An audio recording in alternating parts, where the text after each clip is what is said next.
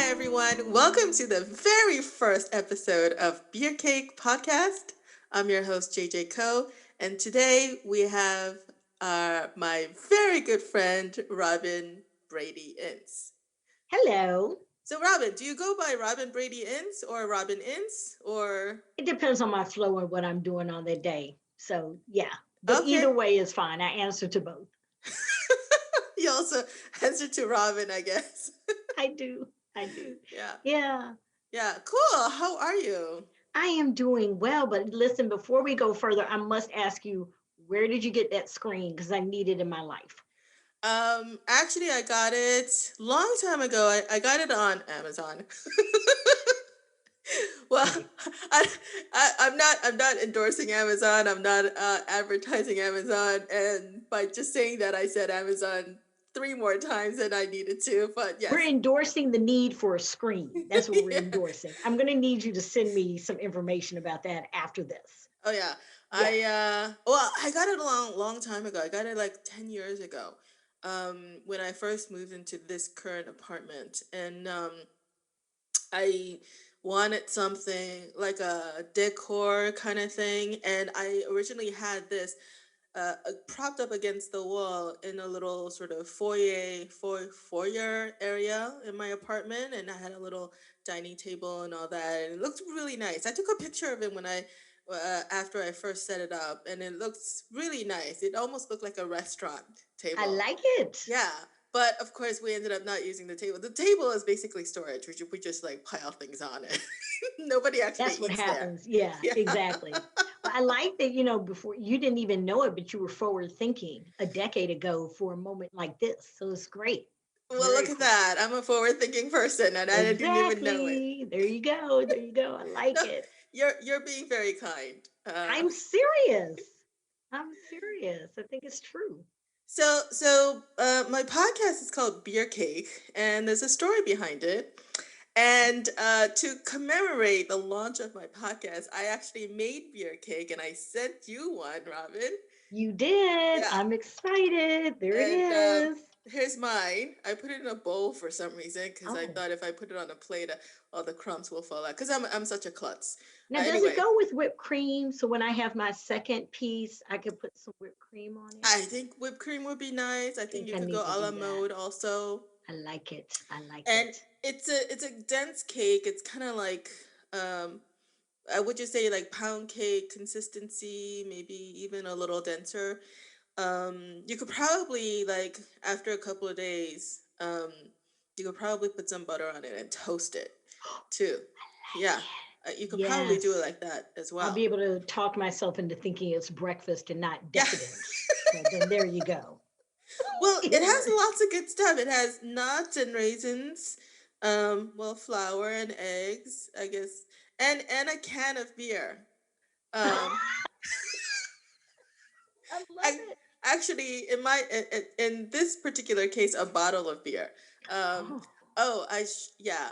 I actually wanted to bring. Well, bottle beer comes in 6 packs, and so you only need one can or one bottle for the cake. But you have to buy it in a 6 pack. So I got a brand or the type of beer that I like to drink. But I'm thinking I was debating whether or not to go with like a stout beer hmm. to add that more sort of earthy flavor into the cake. I think it will go rather nice, but I decided to go with a lighter kind. I got a Belgian white beer because I tend to like light beer or white Nice. I beer. like those too. Well, Yeah. so now I'm wondering though, when you're making the beer cake and pouring the beer in, are you required also to drink beer while you're? That's an important question. It was Like, not drinking the beer was not in the recipe itself, okay. But but is it in the process? Is it in your process? in this case it was Mm, so yes, in the process I used two bottles of beer, one in the cake and one drinking it while I was making it. beautiful. It's Yeah, beautiful. So yeah, you were fully in the beer moment. I was fully in the beer moment. Yes, I think Yes. it's important. I might have to do that when I try to make it. It looks beautiful though. Oh yeah, And so I'll these send are you the recipe. raisins. I'll Yes, send these you are the recipe. raisins and not cranberries. They're um raisins. We use raisins. I don't know if cranberries will go well, but raisins is really actually optional. I think the original recipe. Well, here's the thing. The story behind beer cake, it's the first cake that I learned how to make. And I always thought that my aunt taught me how to make it. And maybe she did, but the recipe did not originate from her. It actually originated from my grandmother, which is my aunt's mother, or my father's mother. And so recently, I, I had a call with my sisters and my cousins um, over the holidays, and we were talking about this. And I had some questions about like where the recipe came from and who started making it and all that stuff. And apparently, everything I remember about it is wrong. Oh no. But does it make for a good story? Yeah, That's the well, question. because I thought it came from my aunt, and everybody said no, it came from our grandmother. I'm like, okay. And then I also thought that the recipe was not something that they made up, but that well, the way I remember it is my aunt went to a restaurant, had a cake there, and she liked it so much she asked the waitress, if she could have the recipe. And the owner, she asked the owner, and the owner said okay, got the recipe. Apparently it was like a family recipe or something. Brought it home, started making it, and then passed that down to us so that we started making it. But Oh, apparently, no one else in my entire family, nor my cousins, remember any piece of this story. So I'm thinking either I dreamt it or made it up or something. Who knows? it's like it's your truth. It's your truth. There you go. It's your truth. Yeah, it's no, and also we all of us have different versions of the recipe. So, um, uh, My dad's mom, my grandmother would make 7 Up cake. Yeah. nice. Yes. So maybe that's as close as she allowed herself to get to beer. But the No, 7 Up cake was amazing. and here's the thing, my family, we don't drink. Well, my parents didn't drink, so we didn't grow up drinking either. And so the only time when we had alcohol in the house was when we were making this cake.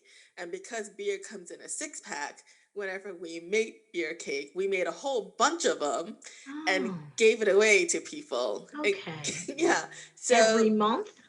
I don't know. I do remember there was a period of time when we made it quite frequently, um, and to eat as well as to give away. So Wait, wait, wait. So was the idea that you made them frequently so that you could knock out all 6 bottles of beer? Or was it that you made them frequently so that you could use one and drink one and no, have it be okay? we did not drink it.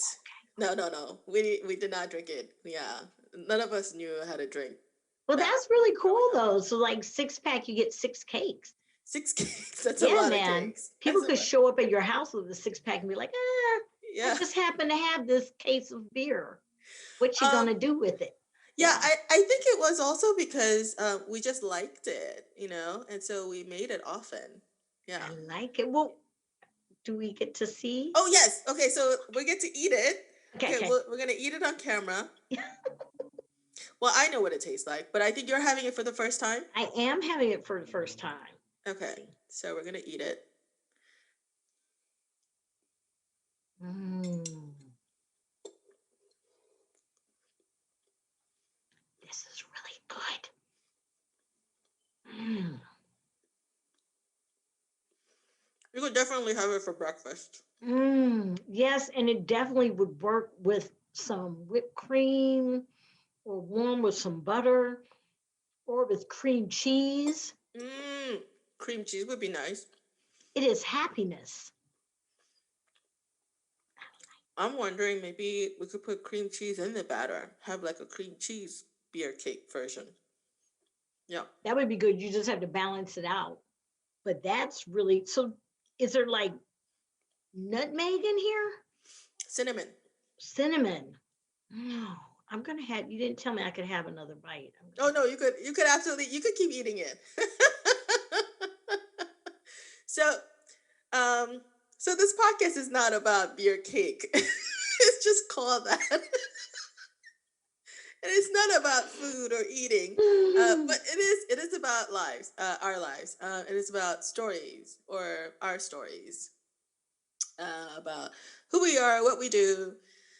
So in my podcast description, and I keep editing it. So I think the current version is um, stories of who we are, what we do, where we're headed, stories that make us, break us, uh, connect us, divide us, and then something.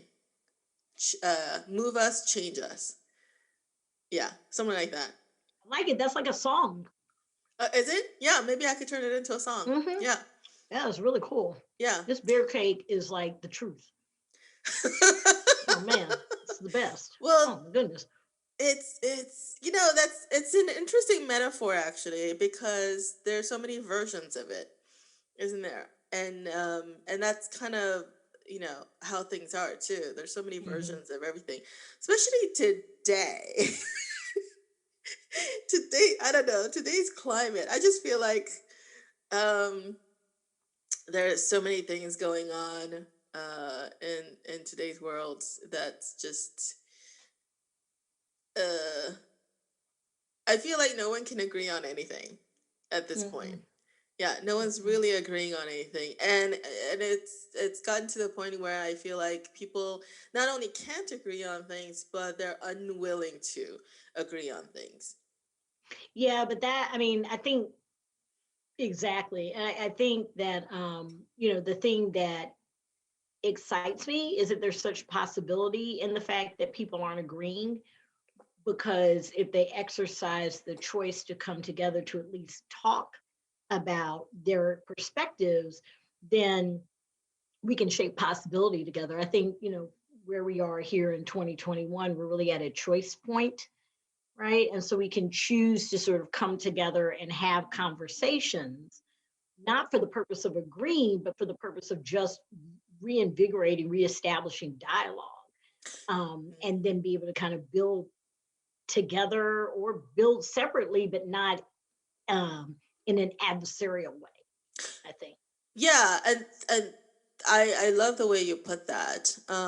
Thank you. Because I think that's also what's been kind of eroding over in recent history, is people are not really talking. Hmm. They're tweeting, they're they're posting, everything is very instant, brief, out of context, and just misconstrued Hmm. constantly, Hmm. soundbite after soundbite, and not really trying to understand where the other person is coming from. Now that's sort of like in the out there in the ether, but I wonder how things are though on a one-on-one basis, because while I'm cognizant of what's kind of going on out there. Um, it's sometimes difficult to gauge that what you see on social media and also media and the news, in news and all that, if even that is reality, because it's so amplified by that point. Yeah. And so having these one-on-one conversations, I feel like this is where it needs to start. You know. Yeah. It's fascinating to me, with the murder of brother George Floyd. What wound up manifesting back in June were conversations with folks that I had been working with in the space of education advocacy, each person approaching it through our organizations, all with an eye toward raising opportunities for young people.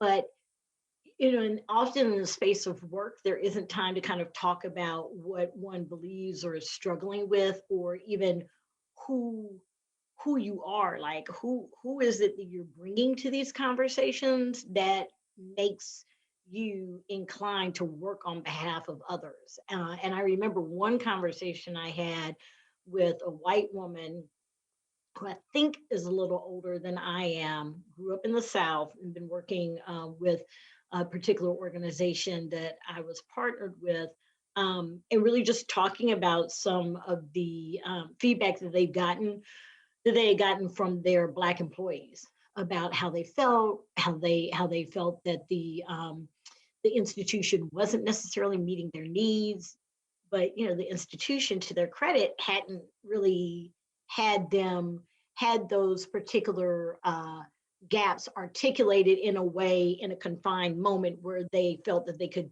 do anything about it. And so that heightened pain, the heightened fear, the heightened anger created a space to listen differently and choose whether or not um, they wanted to address the matter differently. And in the same way, it challenged me to listen in a different way and choose whether or not I wanted to speak into what it is she brought to the conversation. And I did. And it was really just a great opportunity to share our perspectives, to see where we may have agreed or disagreed, and then to sort of come up with solutions for how to best work with those employees, not from a place of apology, but from a place of just listening and understanding, and so that they could come up with solutions together that they agreed would have to happen on an ongoing basis, right? But initially, her whole perspective was just to be an apology for everything that the Black employees were bringing, as if it were singularly her fault, right?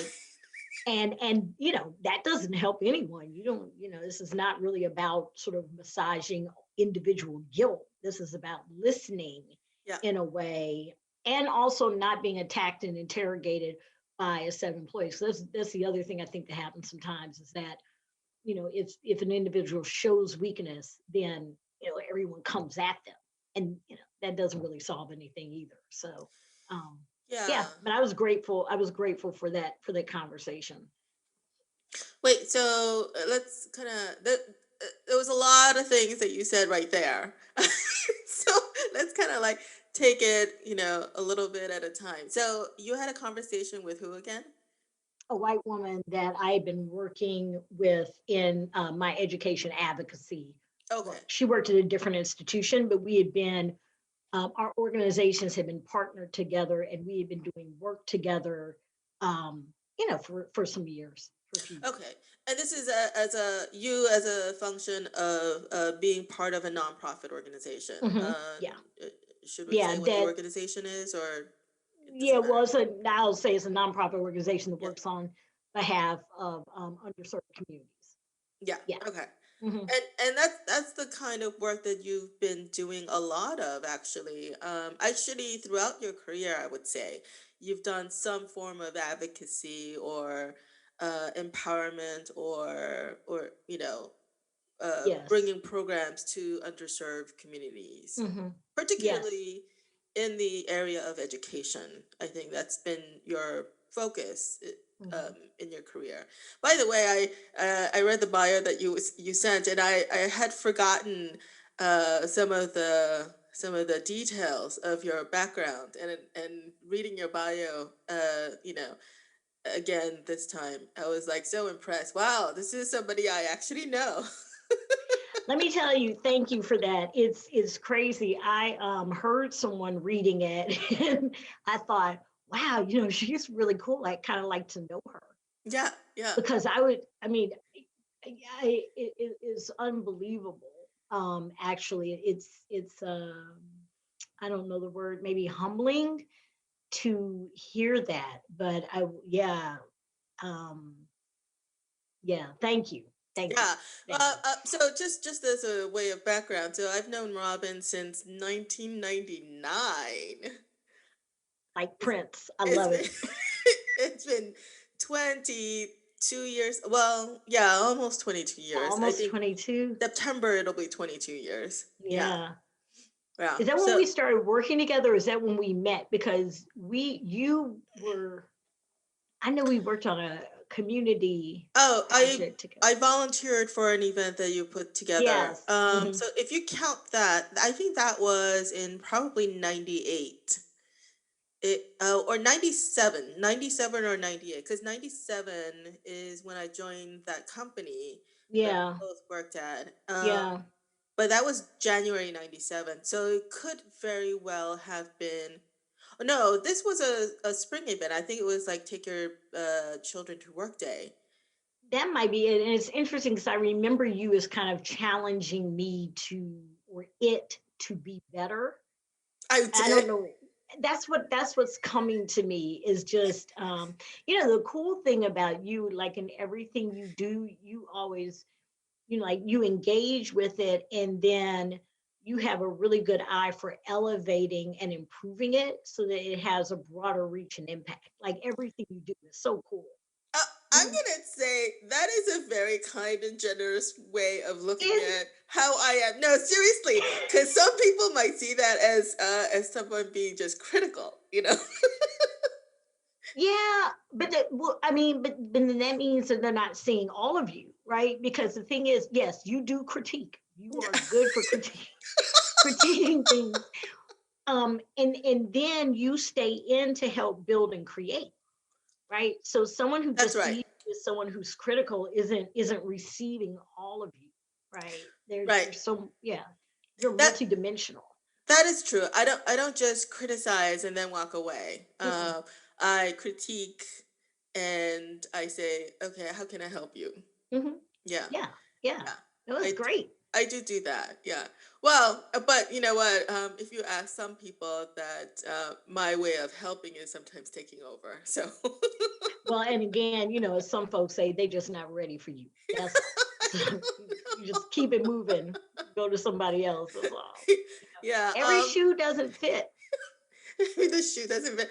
You know, I've noticed over the years that there are certain personality. I definitely find certain personality types challenging, more challenging to work with or to spend time with than others. Yeah, Um, yeah. yeah, and yeah, I don't know. We could go into that later, but Yes, yes. We're probably both thinking of, different personalities that, um, yes, along the no, way. actually, no. These people, the particular people that I'm thinking of as an example for the type personality type, you don't know because they're the ones they're people that I got to know after I left our mutual employment. Oh, yeah. Yeah. I wasn't thinking about certain people. I was thinking about just personality Oh, types in general. Yeah, yeah. yeah, yeah. But But yeah. anyway, we could talk about personality types maybe later because that's sort of like my area. You know, having studied psychology, although you don't have to sneak a bite. You could It's you. sitting right here. I I know must you eat could it. just keep eating. Mm, For those who are on audio only, Robin is sneaking a bite, another bite of the beer cake, and spectacular. but Love it's it. kind of funny, yeah. But anyway, let's go back to what you were saying. So this you're working at a nonprofit organization that serve underserved youth in uh People, people. okay, Hmm. underserved people, Hmm. and particularly in the area of education, like providing access or so. Yeah, but if we're talking about this particular scenario I raised, I was invited into the conversation because I'm Black, and Okay. because that individual and I had a pretty trusting relationship professionally, and again, I appreciated that she was felt confident enough to raise a question to me, and that I am at a place. Well, I mean, it's been for many, many years that um, I'm in a walk where I can choose to connect or not connect in that kind of conversation. Like sometimes, I'm not always trying to educate people about what it is to be Black, because that can be, you can wear yourself out. But in that particular conversation, that I was in a space of mind and a space of time to Hmm. be in conversation with her, I appreciated that. But yeah, it was really about just how to navigate some things that she had heard from her team that she wasn't aware of, and it was kind of shocking for her, and she wanted to do the right thing and be responsive in a meaningful way. Hmm. And we were just kind of brainstorming Yeah. about that. Yeah, I Yeah, mean, this past summer, summer of 2020, 2020 certainly has been an incredible year in so many respects. And I mean, you could say good or bad. I wouldn't even qualify it as good or bad. It was yeah, definitely challenging in so many ways. Um, and, on a personal level as well as a community, societal, and national level as well, and just the summer just exploded. It just exploded, and I, for one, did not really know how to. I think I pretty much sort of stayed on the sideline, just kind of like watch everything unfold, not really knowing what to make of any one particular aspect or hmm, another, but hmm, just trying to take a step back and looking at it in a more macro level as to what does this mean in terms of this country and race relations and all the you know um, the political unrest and it's just so many things. It was like a ticking time bomb. I felt yeah. like that just kind of exploded. But then ultimately, I'm not sure if it really went anywhere either. Yeah, I think it remains to be seen. Yeah. What was so um, was a little disconcerting to me was that the narrative around the whole set of uprisings and protests were centered in the Black Lives Matter movement, which I think for some folks was a limiting way to look at it, and it Hmm. didn't lend itself to holistic conversations. I am absolutely in agreement that my life matters, uh, not to the exclusion, however, of other people's lives. And Yep. in the time that we're in, given all the stress that's going on, given all of the struggle or not around the coronavirus and income, job security, et cetera, to sort of have a movement come forward that just centers one group as seemingly more important than another almost compromises the conversation from the very beginning. And I say that carefully because I think that there are folks where um, if one interrogates at all, sort of the that approach is not necessarily received positively. I really think 2020 in some respects is a time of reckoning, and it's a time Yep. of reflection, right? The 20 reflecting to the 20, right? The mirror. Um, and really from a spiritual perspective, I don't believe that spiritually, universally, naturally, or even as a Christian walk, that things are supposed to be seen as individualistic. It's not. It's that we are connected.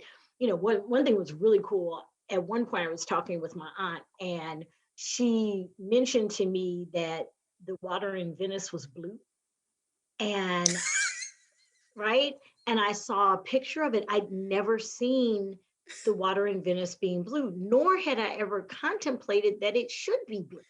It just right, was always what it was, which was murky and people were doing their, the boats on it.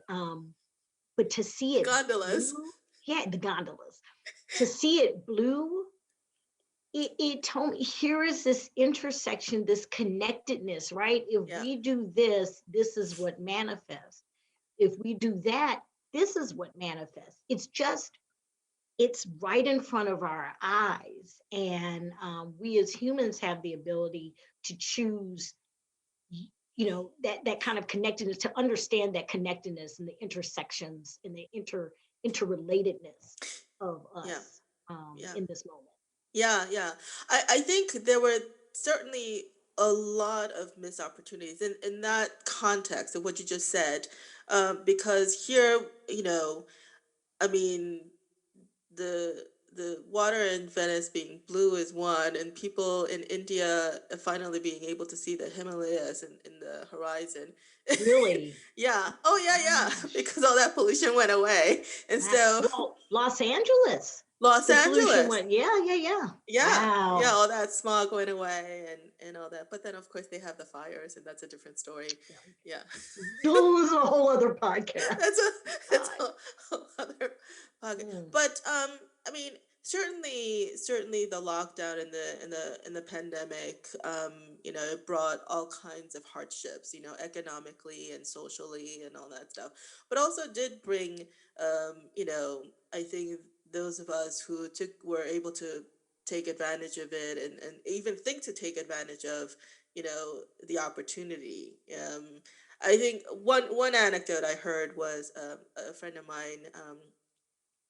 He and his brothers and sisters are, I think, scattered, I think, all over the world, and because of the pandemic and everybody connecting over virtual, um, you know, platforms like Zoom, or should we even say that? Well, anyway, yeah.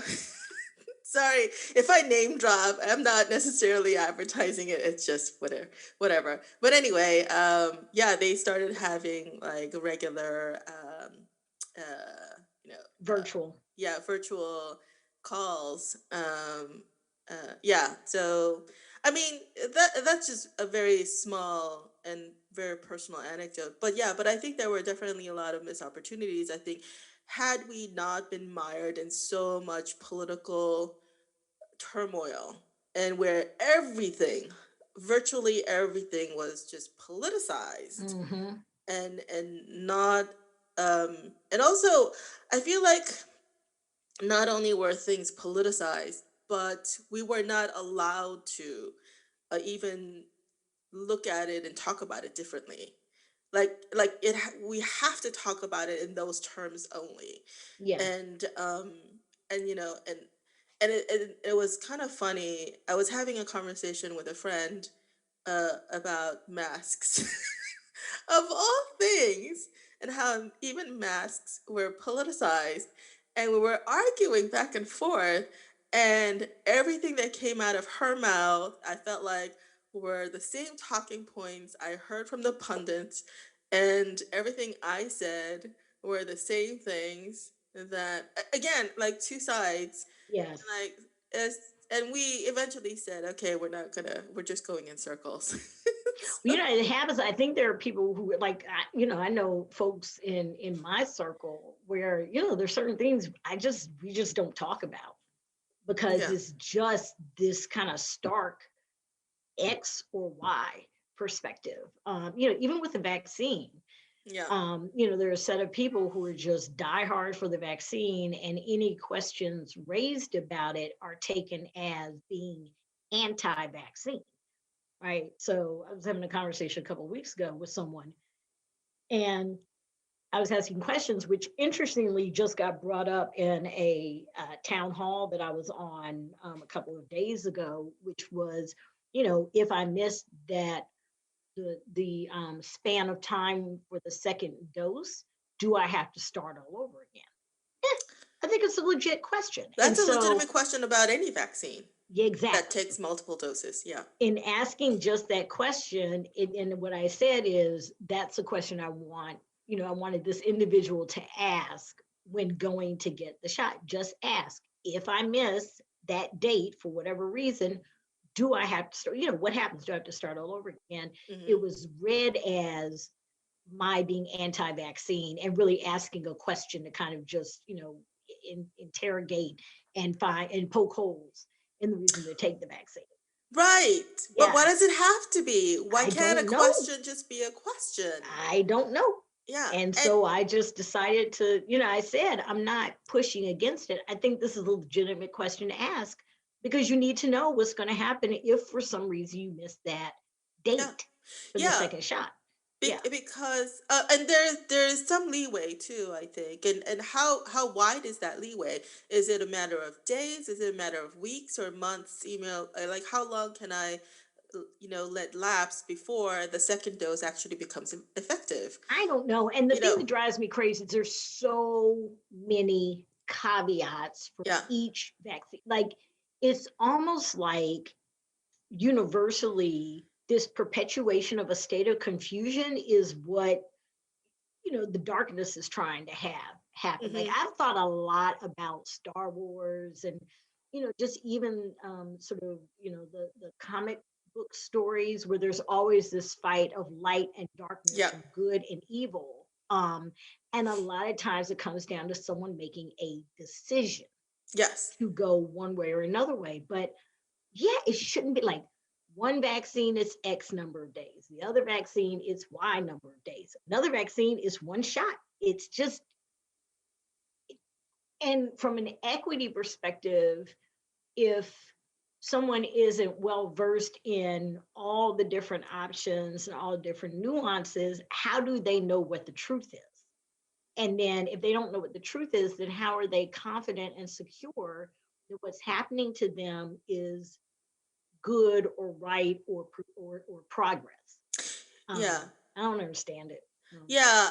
So I think I think what it well, there's a few things there. One is our faith in institutions and people of authority and positions of authority um, have eroded almost completely, I would say.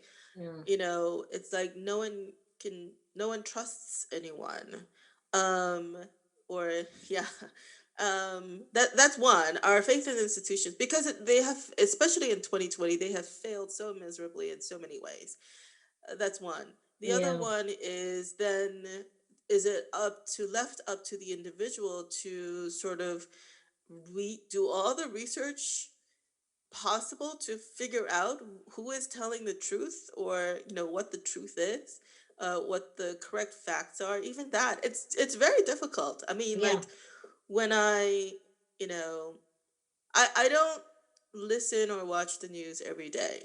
I kind of tend to do it on a weekly basis and sort of catch up for the entire week. Mm, um I know, I kind of binge watch news too. it's a lot. Okay, I okay. know.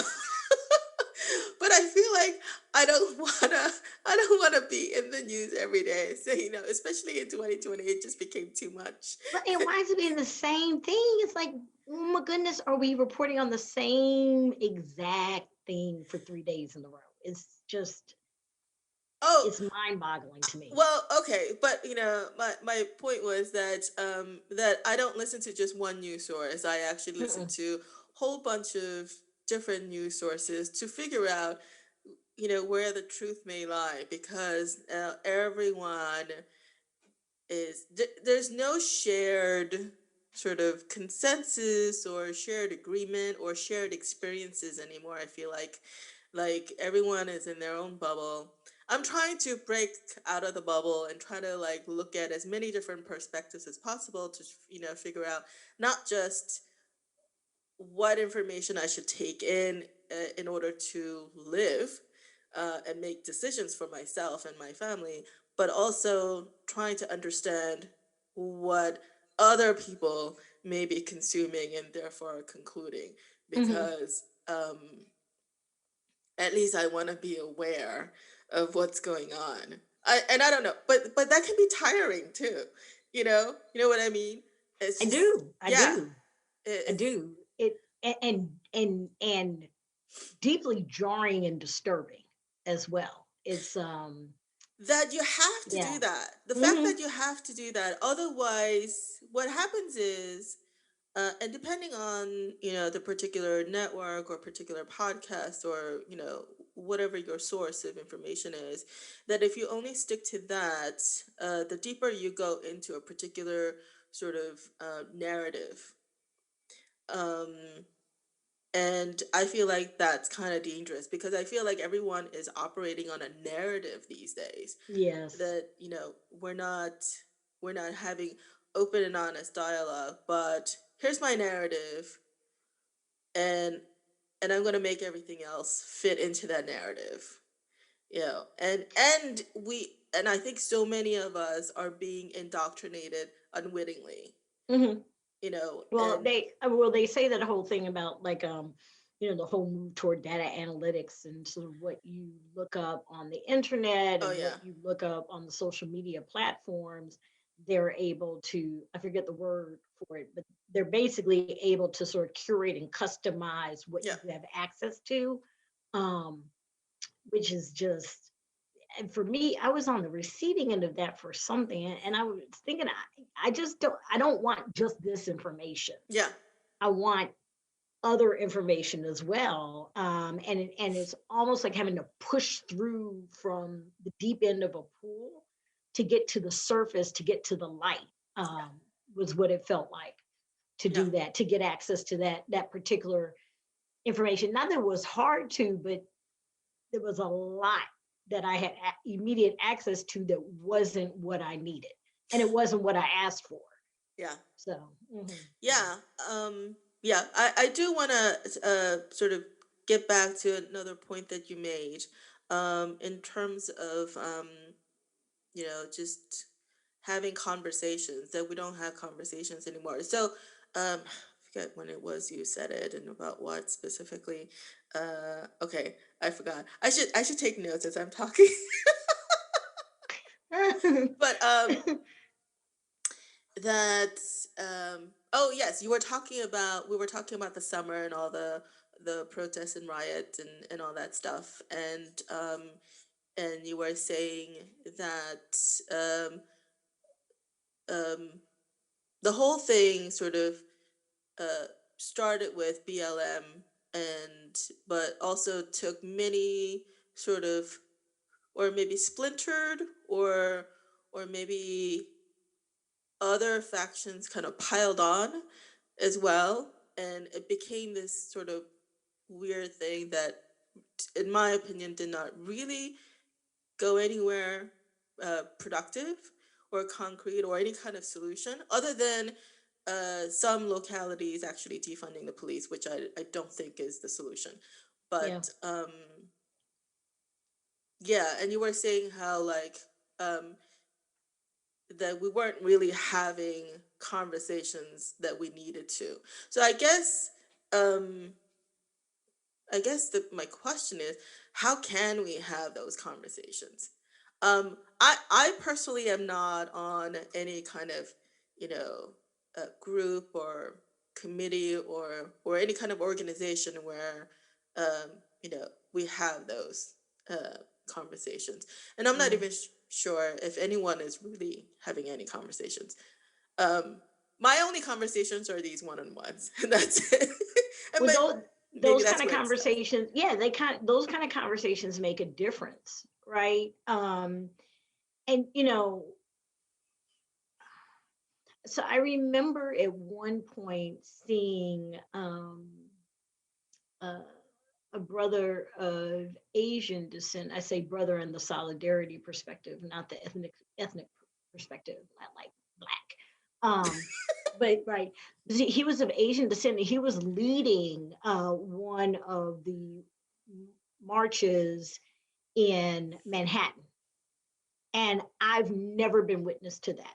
Never been witness to that, right? So here was a young man of Asian descent who is leading a group of marchers of all different ethnicities, perspectives. It was fascinating to me, right? That in and of itself is the story we missed.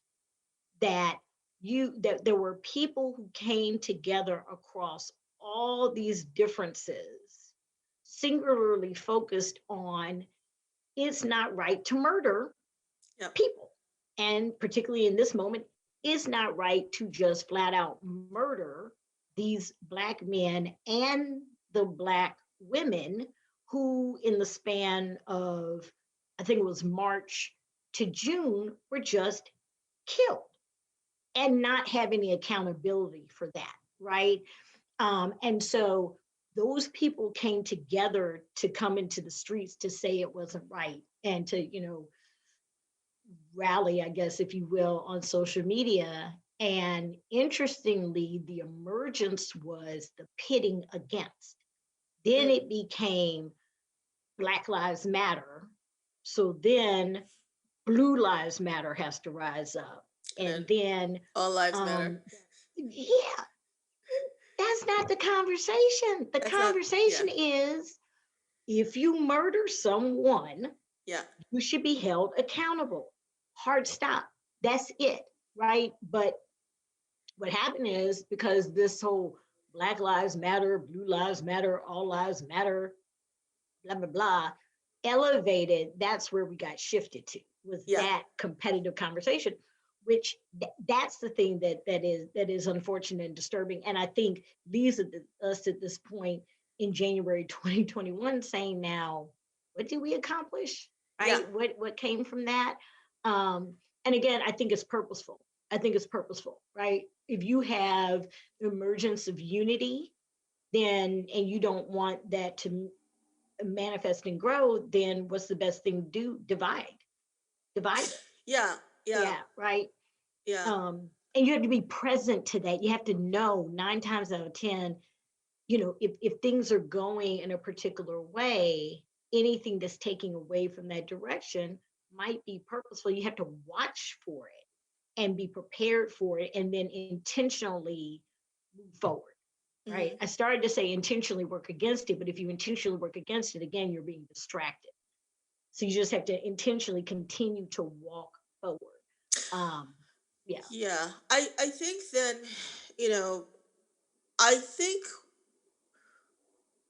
ultimately, I wouldn't say everyone because there are genuine sort of disruptors and anarchists who just want to blow things up.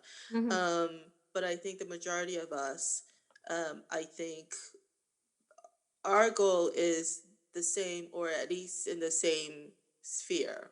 But maybe where we disagree is how we go about doing that, right? Yeah. And I think that's always the question is how do we accomplish what we all want, Hmm. and where we disagree, and the path and methods and the tactics, and which then also leads to policies, um, you know that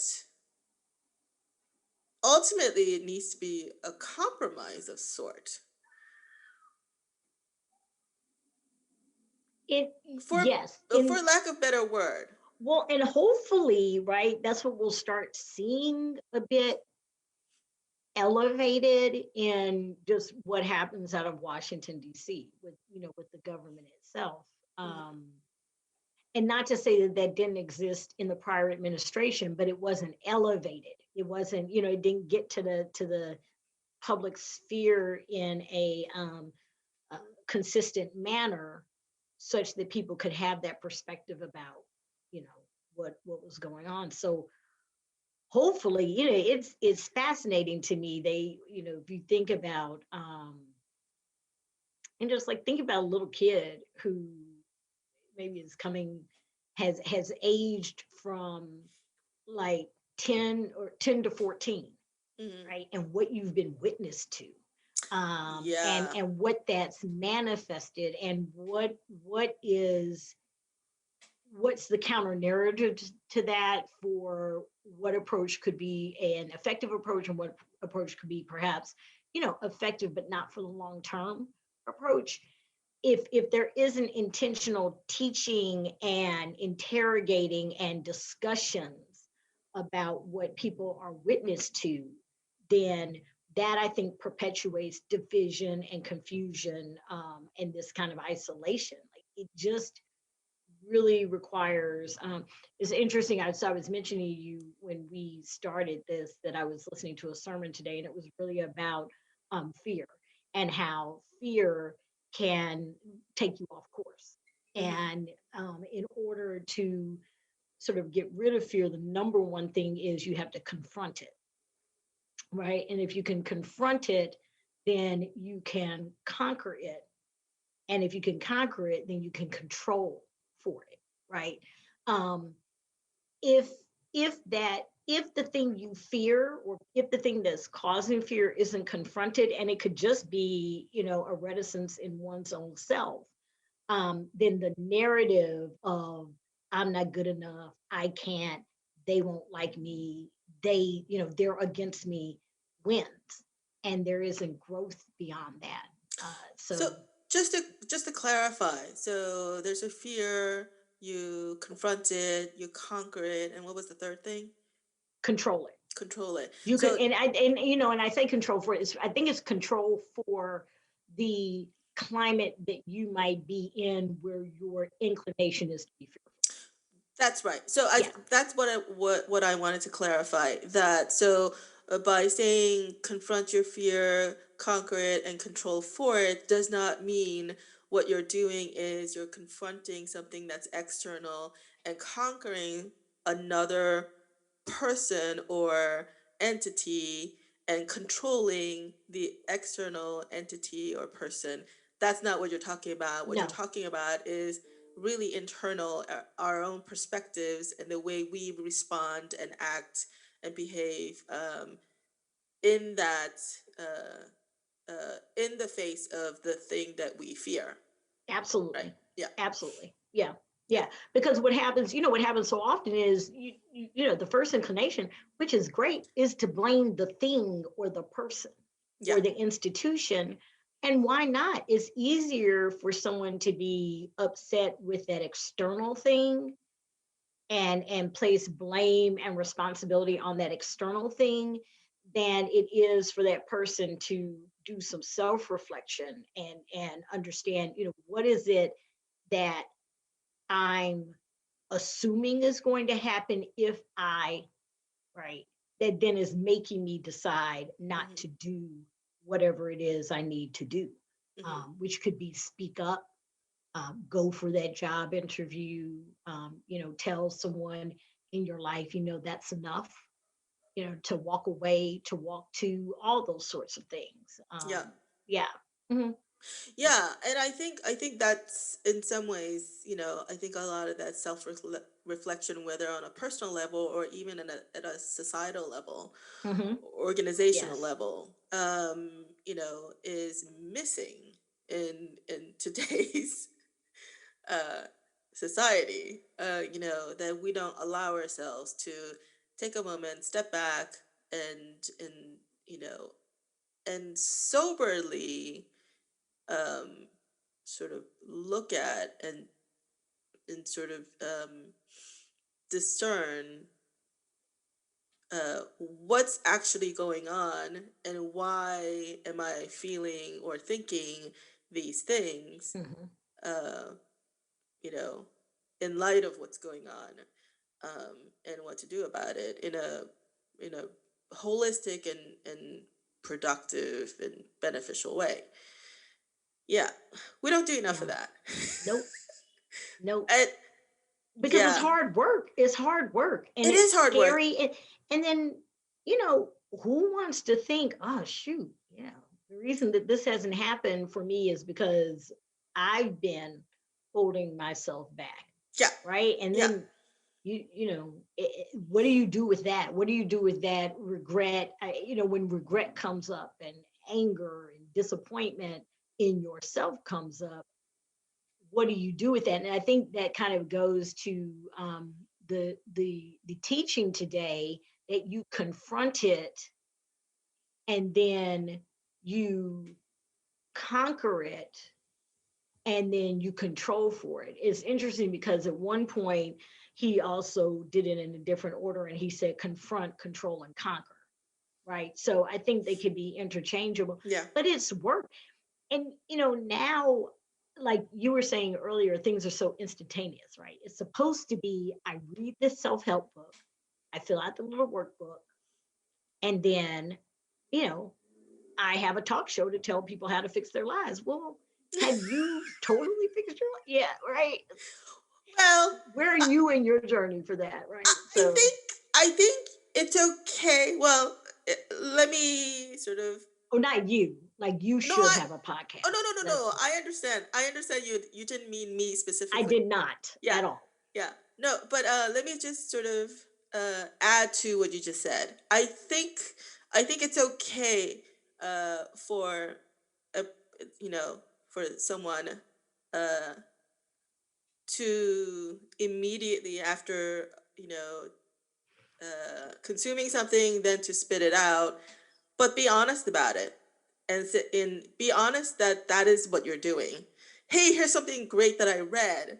I'm nowhere near actually accomplishing this thing, Yeah, but here it is. I think it might be helpful to all of us, and so in the spirit of sharing and also being part of that journey, not in the spirit of like, hey, here's this great thing, you all should do it because I said so, or whatever. absolutely. Yeah. Well, it's funny, exactly to the point, because as I was telling you, the um, uh, sermon, I was thinking to myself, I need to go look at those notes, right? So, after the beautiful thing about this particular minister is that they're like a lot of them, there are certain notes that can be accessed before or after, and I need to read those and just be mindful about how they apply in my life. And I'm in gratitude for that, because it's also something that's come up on to my awareness, that I think I'm going to share with a friend of mine who's struggling with some things. And I think part of that struggle is this a lack of stillness to let things settle so that they can be confronted. There's been no stillness. Everything Mm, has been go, go, go, do. And um, there's a point now where there's a realization that those actions aren't enough, and that there's still some healing that needs to happen. The challenge is that there are a number of different people and entities now who are waiting for that person to produce for them. And again, it's a choice point, right? yeah. So that the person's at the point where they can either do for these people and the institutions that are waiting, or do for self. And right now, it's both of those things have been attempted to be happening at the same time. And I think right now it's a choice where you're either going to do for others, or you're going to do for Yeah. self, and then go back to the people. And the last thing I'm going to say, I think that's where courage comes in, because if if in doing for self, the fear is I might not have that opportunity anymore. And I think that's where faith can come in. Yeah. What's for you will be for you, Yeah. even, yeah, later. Yeah, exactly. Hmm. Exactly. So if and that sort of feeling of, well, if I don't do this now or take this action now, even though it may be ill-conceived, uh because you feel like if I don't do it now, I'll never do it, or whatever. It's that, I mean, unless you're dead, there's always going to be an opportunity. Yeah, yeah. Um Well, and yeah. that's where the fear thing comes in, because really that's fear. That's Yeah. fear, Yeah. right? So, if you're courageous, then it's okay to let those things go, because what's for you will come for you, Yeah. and be there. Or Yeah. in my or as well as I do, sometimes is that the thing that was there wasn't the best, and in waiting, something better comes along that you couldn't even Absolutely. believe. Yeah. So. No, absolutely. Yeah, I want to sort of go back to an earlier point. Wait, hold on. What was it? I What was don't the know. earlier point that I wanted to make? An earlier point that you made that I wanted to add to. Darn it! This I happens don't know, but all I the time. like your microphone. Your microphone is like spectacular. I like that it flowers at some point. Oh, It almost it's looks like it's it's the flowering. it's a thing It's that fantastic. the microphone sits on. I think it absorbs shock, and so I think Yeah, I'm sure there's some uh uh kinetic or something reason for No. this. Well, I from my perspective, it just looks pretty. So there you go. Kinesthetic, either kinesthetic Kinesthetic. or kinetic or whatever the right word is. I have no idea, but there's some reason for why it needs to sit on this thing. But it's the I bought it as a package, and it's the thing that came with it, so that I'm using it. I like Um, it. yeah, I actually got this uh in the early part of the lockdown, uh, and as you may know, that I'm working on my second album, um, and because I can't go to my producer's studio, I'm like, oh, maybe I should get some equipment and do it at home. But since I got the equipment, and I got it like maybe June or July, it sat in the boxes until now. Oh, I wow. I know that entire time I actually did not work on any recording. I did work on some writing here and there, but I did not work on any new recording. Um, yeah, uh, I'm yeah. I Well, admit I maybe can't. that's what maybe the universe meant it to be here this Maybe time. Mhm. I'm using it for my podcast. Oh yes, Exactly. I remember the earlier point. Okay. So you were saying we were talking about having that time of reflection, and you said we don't do it because it's hard, and you kind of made also made the point that I'm bringing up now. I think it's hard because ultimately when you have an honest reflection, it comes back to you and Uh-huh. your responsibility in that situation, and that's really the hard part, that we're not propping up that mirror that we need to so often, and take an honest look at ourselves and what we are doing in that situation, what we're contributing to it. And don't know why I'm getting emotional. But yeah. Well, why do you think you are? Why do you think you're getting emotional? What is this bringing up for you in talking about sort of self-reflection? um I don't know. Darn it, I'm gonna be crying on camera. This is terrible. Like it. You could do like the movie stars where they're like dab dab dab dab, right? Oh, it's so funny. Like when I perform on stage, and because I have my glasses, and the glasses sometimes trap the heat that's coming out of your face, and so it gets like really foggy and really like Yes. moist. And so Yes. very often when I'm performing on stage, I in between songs I do this, and people thought I was crying, and I had That's to. good. Does it work? I Is it know. like, does it make people think you're like deep or something? Because you're like I crying. I had to explain. I'm not crying. It's just that my glasses are fogging up. So funny. That's so funny. So, Um. okay. So is this a cry or a glasses fogging up thing or a little of Oh both? no, no, no. I was just getting emotional for no reason. Mhm. But I think it's hard. Um.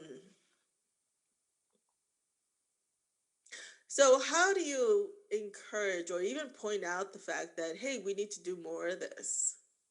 You know. Um. How The do you even dialogue? self reflection or just reflection? And here's the thing, I think also is I think some people may think they are in fact reflecting, but what they're doing is sort of digging deeper into their rabbit hole. Yeah. Um, and so what is that versus true self reflection, where you are taking an honest look at things and not just sort of you know feeding into that loop, the narrative loop that you already have. Well, for me, it's one of the things that I've learned over my life is that when I'm talking about a problem out loud to people, I'm not self-reflecting. I'm deflecting. And I'm really running away from being quiet and letting that matter be, And so it winds up delaying progress in whatever the outcome is that's supposed to happen. So that's one thing I've realized the hard way. It's just, it's not, it doesn't help my walk to be talking about it. I know with me, again, if I talk about something too much, it's because I'm trying to avoid it. Mm. Um, the other is that I've come to a point now in my fifth decade of Oh my right gosh. of We're in our fifth decade. yeah, Yes. it's Robin and I were the same age. I'm so thankful for that. I'm really in gratitude because um my mom did not, I think she didn't make it to this age, or Really? She yeah, passed away that she young. passed it, yes, in her early 50s. And so I feel such responsibility for what my walk is and what my assignment is, right? Like I take this as, okay, I have an assignment. Um, and it's not necessarily fully written down for me in the worldly space, but it is already written what my assignment is. So I'm in gratitude for that. But at this point, I think what happens for me is it's sort of like I sometimes, if I'm being authentic in it, I feel like I'm laid bare, Mm. right? So I'm just kind of, and I am just allowing myself to be examined, really. I believe in God, and I am a spiritual person, and I just sometimes feel like to lay bare is to be quiet in the stillness, to be on waters floating, and not peeking to find out whether or not what's coming is a waterfall or a rock, or whatever. It's just allowing myself to be carried, and that takes a lot of courage. It takes a lot of courage and a lot of faith. And sometimes, like when we're floating, if you're floating really really well, you are giving up all control, and you're just really allowing water to carry you. And it's when there's doubt that comes in that you might begin to kind of sink or falter, right? Comes over your nose. uh and I don't like that feeling. I prefer to be carried, cocooned, and held and trusting. I prefer that. I've tried it the other way around and it didn't really work well for me. I don't like it. So, um, yeah, no, yeah, I all different things, and some years ago, I was knocked to my core Mm. with a personal experience that, stripped away everything that I had been, been being present for. And that's a loud quiet. It is a loud quiet. What Mm. do you do with all of that energy that had been committed to the thing when the thing is stripped away and you're left, right, with and Yeah. so yeah, that was a journey, which I wasn't think fun, but I'm thankful for it. I think a lot of people are sort of experiencing that. They're sort of floundering and don't quite know what to do with themselves. Hmm. Um, but so kind of uh,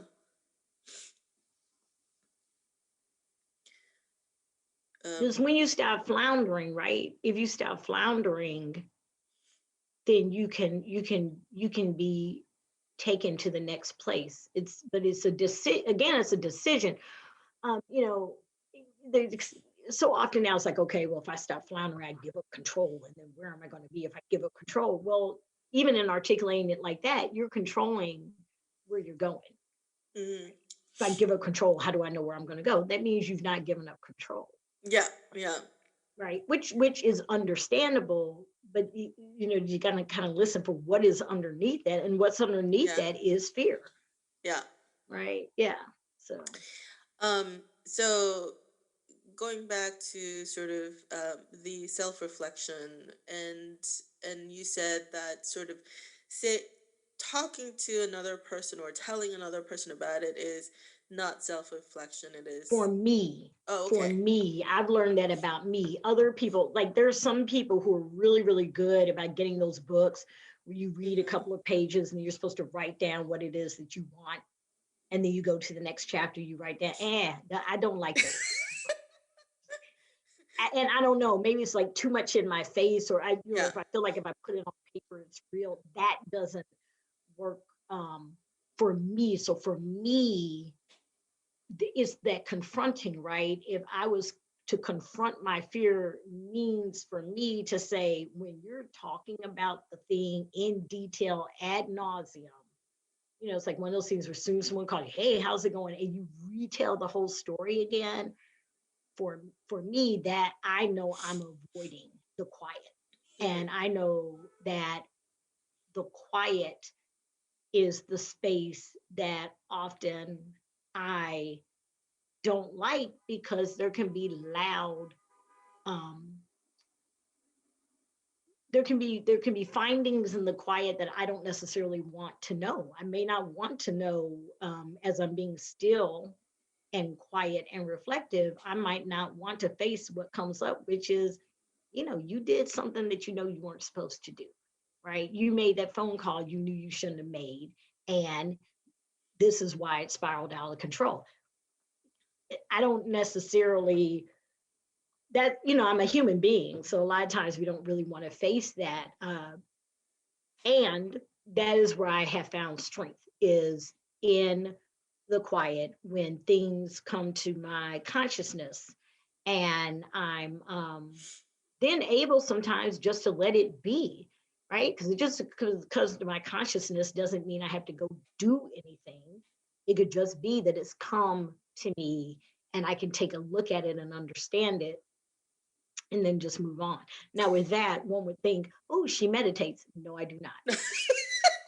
Do not meditate, because I Um, always wonder about if I'm doing it right. I think you do. I think that kind of quietness and self-reflection is meditative in a general sense. Maybe you don't do the meditation, sort of the discipline of meditation. No, Maybe. I Yeah. do not, Yeah. because I'm always wondering about if I'm doing it right. So, Neither do I, and I have tried a few times. Granted, I don't know if I gave it the a real try, a real college try. Is that the right mm, expression? Gave it the college try. Um, yeah, I think I fiddled with it, but it never really landed. mm-mm. And I think here are the times when I have sort of on a consistent basis have taken the sort of time to reflect. When I used to have a car, I used to drive. You don't have a car? I don't have a car. I haven't had a car in a really Whoa. long time. Are you serious? You're free. That's Well, fantastic. yeah, but living in New York City, you don't really need a car. I Although know. now But I wish I had a car because I don't want to take public transportation. So since the lockdown started, I have not gone anywhere where I cannot walk to. I refuse to take a bus. I refuse to take a subway. And with the exception, when we did, gather family stuff, my sister would, come and pick me up, that sort of thing. So other than okay. that, I have not taken cabs. I have not taken anything. A complete avoidance. Yeah, that may be the Just best thing. You just, um, yeah, it's a well, lot. it's partly because my elderly mother lives with me, and so any exposure that I bring home will be exposing her. And so I just wanna, That is very kind of you. I Not don't everyone wanna. is as kind. So, yes, But very it's kind also, of you. I also do have a general understanding of how viruses work, how Because it's a infectious disease. cold. Here's the thing, if someone just said to somebody, it's a cold, if you had someone you knew had a cold and they come in up in your house and they're talking in your face, would you perhaps not want them in your face? Because you don't want to get the cold. Yeah. That's it. Well, And if I said to you, you could have a conversation with this person if you put some sort of barrier across your face that might be called a mask, would you maybe put it on? Like, do you want someone? stuff all up in your space, or would you just want some sort of a barrier? I don't know. Yeah, we're not gonna go into all that misinformation that's been circulating all these. It's ridiculous. It's so baseline. Like It's so when we were in I grade school, did you want to be next to the person who had like the runny nose? No, you didn't. well, here's the No. thing. Here's the thing.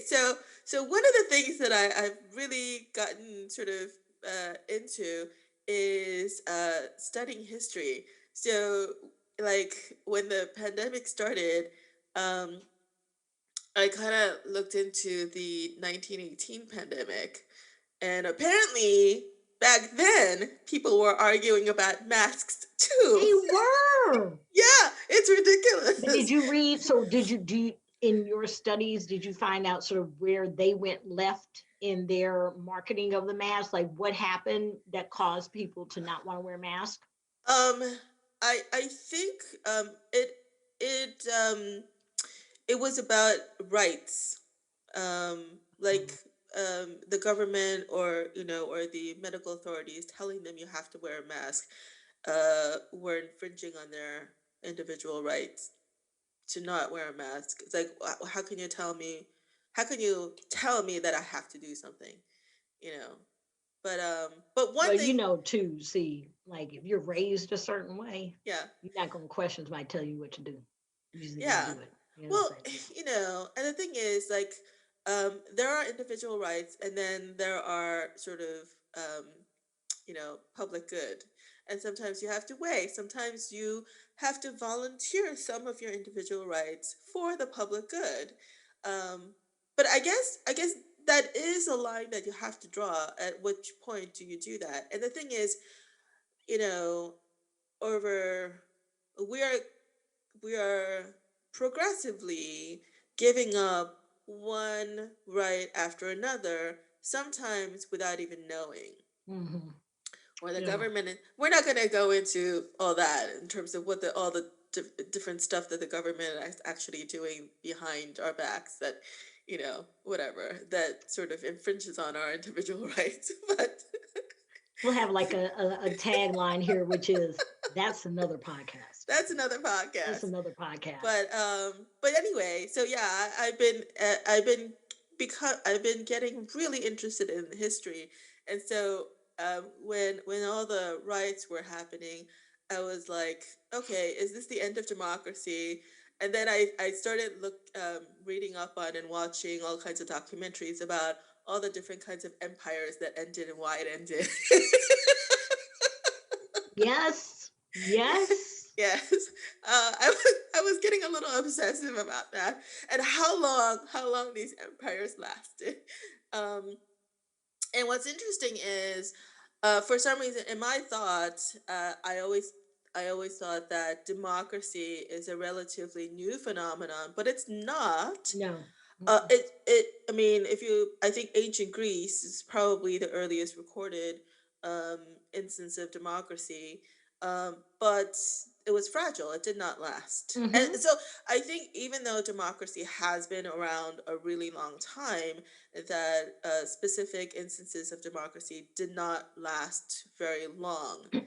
Um, So did you see any consistency about what dismantled democracy or the empires?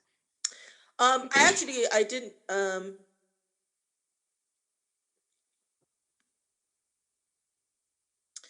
That's a good question. Um, I think let me get back to you on that. Okay. Yeah, let me kind of like, yeah, let me put some thought to that and get back to you. But anyway, so going back to an earlier point about self reflection, um, Hmm.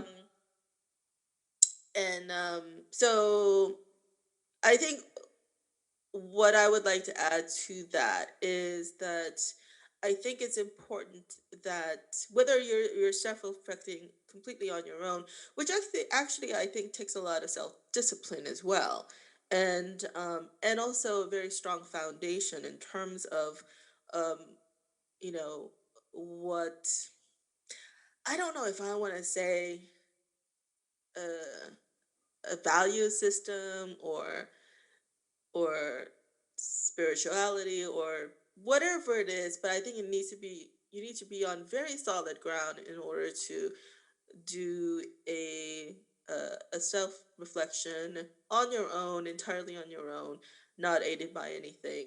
Hmm. Um, I yeah. Otherwise, I think you can be so easily swayed to the different voices in your head, and we all have voices in our head. We hear, Yeah, um, absolutely. Absolutely. and now I think also though, listening to people who may not always give you that warm and cuddly feeling.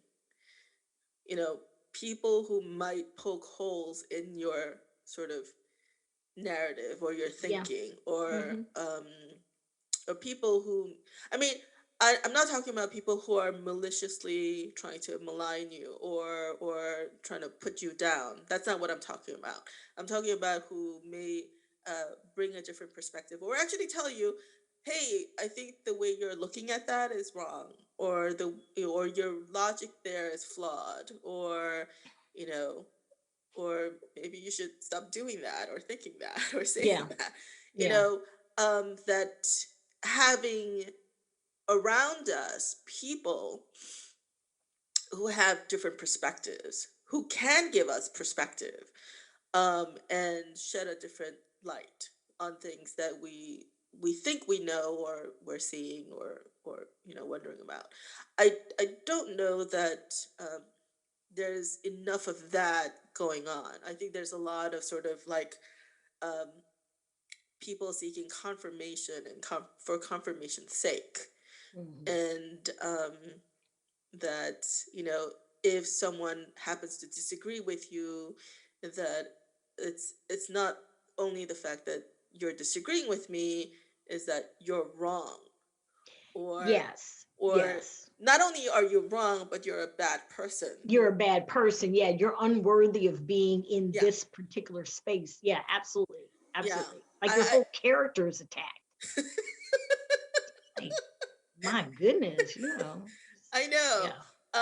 I mean, I don't know where I got this from, but growing up, people who actually said negative things about me, either to me or about me, I actually paid attention to them more, and what they said.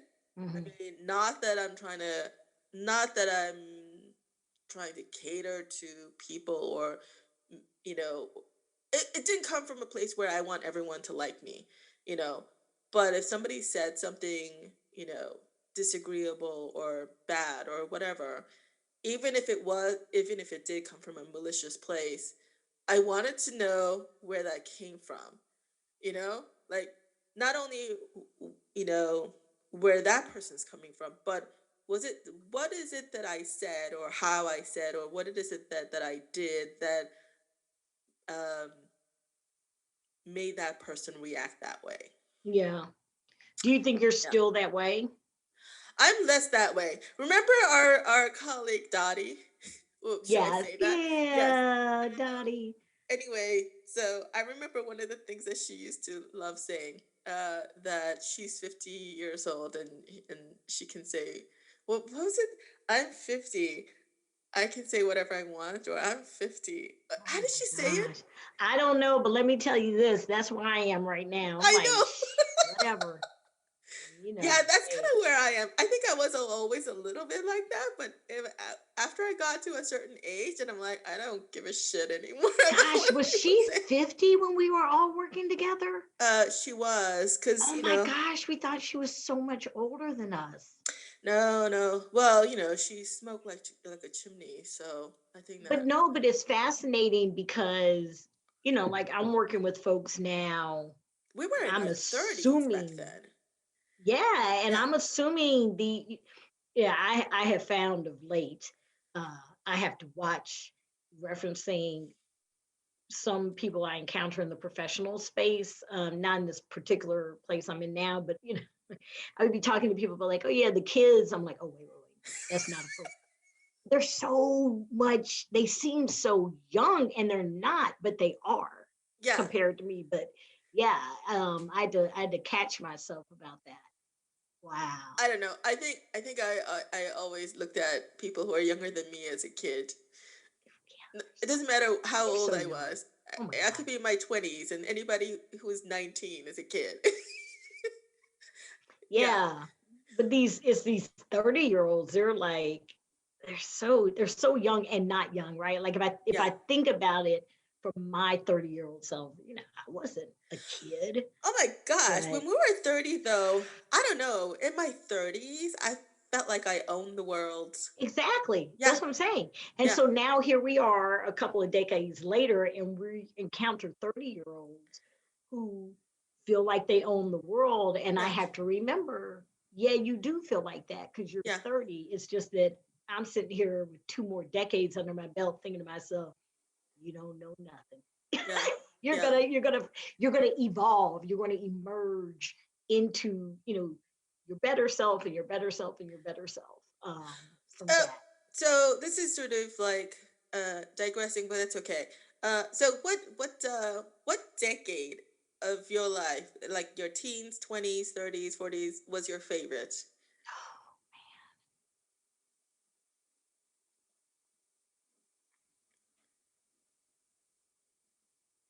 Ooh, good. I not 30s. Really? Mm-mm. Oh my God, I had so much loss in my 30s and gains, but so Uh, I lost core of my family in my 30s was 30s was tumultuous. Not bad, just tumultuous. mm, So yeah, not 30s. I don't know. I think maybe I really enjoyed 20s. You know what? I enjoyed different decades for different reasons, mm. Okay, right? okay. Let's So let's that's my answer. so That's my okay, answer. but let's spell it out then. What did you like So about your 20s and 20s was, sort of emerging responsibility, being able to kind of try things out in a safe space. So like even with my first job in my 20s, I had my own space and was paying my own rent and had benefits and everything. I was living in a house that had three or four other women in it, mhm, right? It was blocks from my place of employment. Yes, I had a car, but I wasn't really on my own. The place that we lived was owned by the institution. mm, So my first lease was written with the institution, not with a for real landlord. So I got to kind of emerge in bite-sized ways.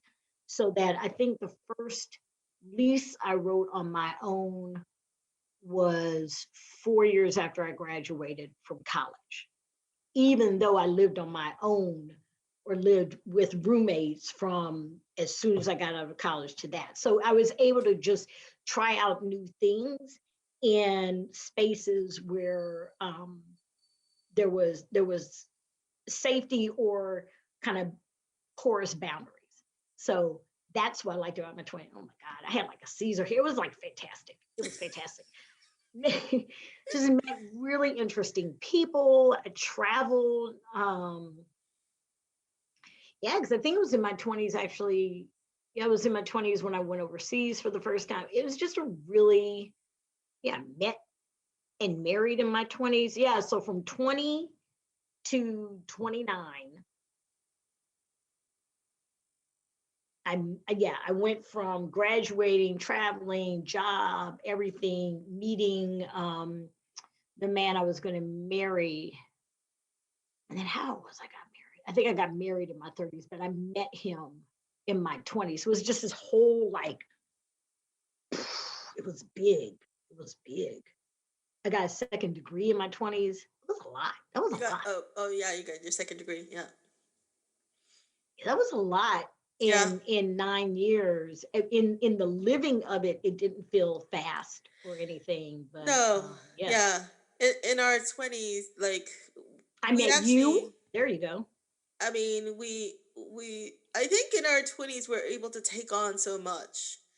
And we had the energy, I think. In your 20s, you have the energy and you have sort of the acumen, and also by the time you hit your like mid to late 20s, you have a sense of like who you are. You're sort of gotten beyond that sort of teenage mindset. I Yeah. think I I I think you think still too, have, for me yeah. though, I was privileged to have the grace to do that. Like I didn't like I never felt like I had to succeed or bust, Hmm. right? Um, and I think that's a privilege, right? I just, if I failed at something, I was in proximity of family, friends, and I had always had sort of a soft place to land as long as I had a plan. I remember early Mm. in one of my jobs, So you felt like you have a sort of a safety net. I knew Yeah. I had a safety net. Yeah, I know to this day I have a safety net, Yeah, but I have to that's have a so, plan. Like you can't, yeah. it's not allowed. You're not allowed to just go and sit in the corner and sulk. That is But not allowed. from what I know about you and your family, I think that came from your parents. It did. Yeah. It did. You was always, did you try? Did you do your best? There's no such thing as can't.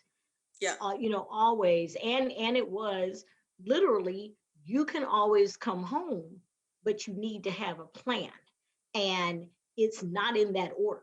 It is, as you are coming home, you need to have that plan already set up. And so there's like agency in that, but there's grace in it as well, where one can make a mistake and then sort of live to fight another day. Yeah. And that's made a huge difference in my life. And I think, I know it's a blessing.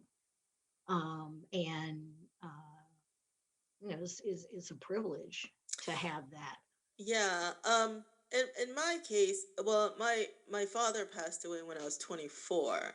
And so by 26, for between 24 and 26, I don't know how we lived, because my mother decided to move in with one of my sisters who was married at the time, and the other sister soon got married. And so I think between when I was like 25 and 27, was completely on my own, me and my brother. Mm. And I don't know exactly how we lived, because I think I was like maybe I had some odd jobs here and there. Or I mean our monthly expenses weren't very high back then. So and I think I may have pretty much lived on my credit card. Yes, But yes. here's the thing. So by the time I was 26 or 27, I think 27, um my sister and my mother decided to move back to New York, and that's when my mother moved in with me. So from that point on, I was the safety net. Like I had the Wow. responsibility. Yeah. So that was sort of, and that's still the case. um but yeah, so it was like, but for some reason I never felt like, um I never really worried. I worry more now, I think, now that I'm sort of, in between in my career. Well, we're not gonna I don't want to get into that too much. But I think I worry more now, but back then, and this is the thing about your 20s, is I feel like when you're in your 20s, you feel invincible. Like you Hmm. could do anything. You're impervious to any kind of harm. Like, you could be thrown, and all kinds of things can happen to you, but you could always bounce back. And that is how I felt back then. And so it Hmm. didn't really matter that I had to support my mother. I'm like, of course I can. Why not? Of course, And at the time, I was working, and Hmm. you know, yeah. But I think, um, would I have made the same decision now knowing all the things I know, I mean, probably. Wait, which decision? What? um, to take my mother in. Yeah. It's so hard to say. I mean, Yeah. my journey with my marriage and stuff, right? And so, I think about it, right? It's so easy to say, "Oh yeah, I would never have done that again." But there are things I would have missed. Yeah. Um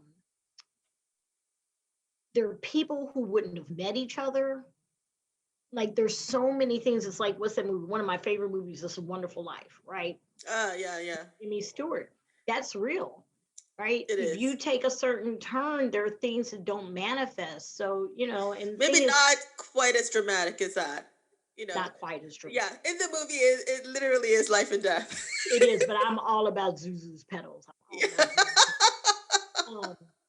But that's what's helped me. That's what's kept me humble, and it keeps. That's what's kept me from staying bitter. Because Yeah. there was a time where I was in bitterness, but from staying bitter, because then who am I to question what God has for me, what the universe has for me? To Ah, stay in the questioning, I did question oh yes, of lots of times, course. yeah. Of But course. I still mhm, question him. I still question him. But I would say that's another podcast. it is We another could podcast. we I could do love a it. whole freaking podcast just about that. Well, 20s were fun. When being a little kid was fun. And man, we would play for hours outside. It just, All right, let's move on to fit 30s. I liked yeah. my 30s. I felt like I finally became comfortable in my own skin in my 30s. I think until then, I think I was never quite secure in my skin. I always felt like I was, I don't know. I was awkward, I think. Mm, mm-hmm, Um, mm-hmm, yeah. Um, I think I was always a little awkward, but in my mm, 30s, I think I sort of kind of found my stride and felt comfortable in my own skin.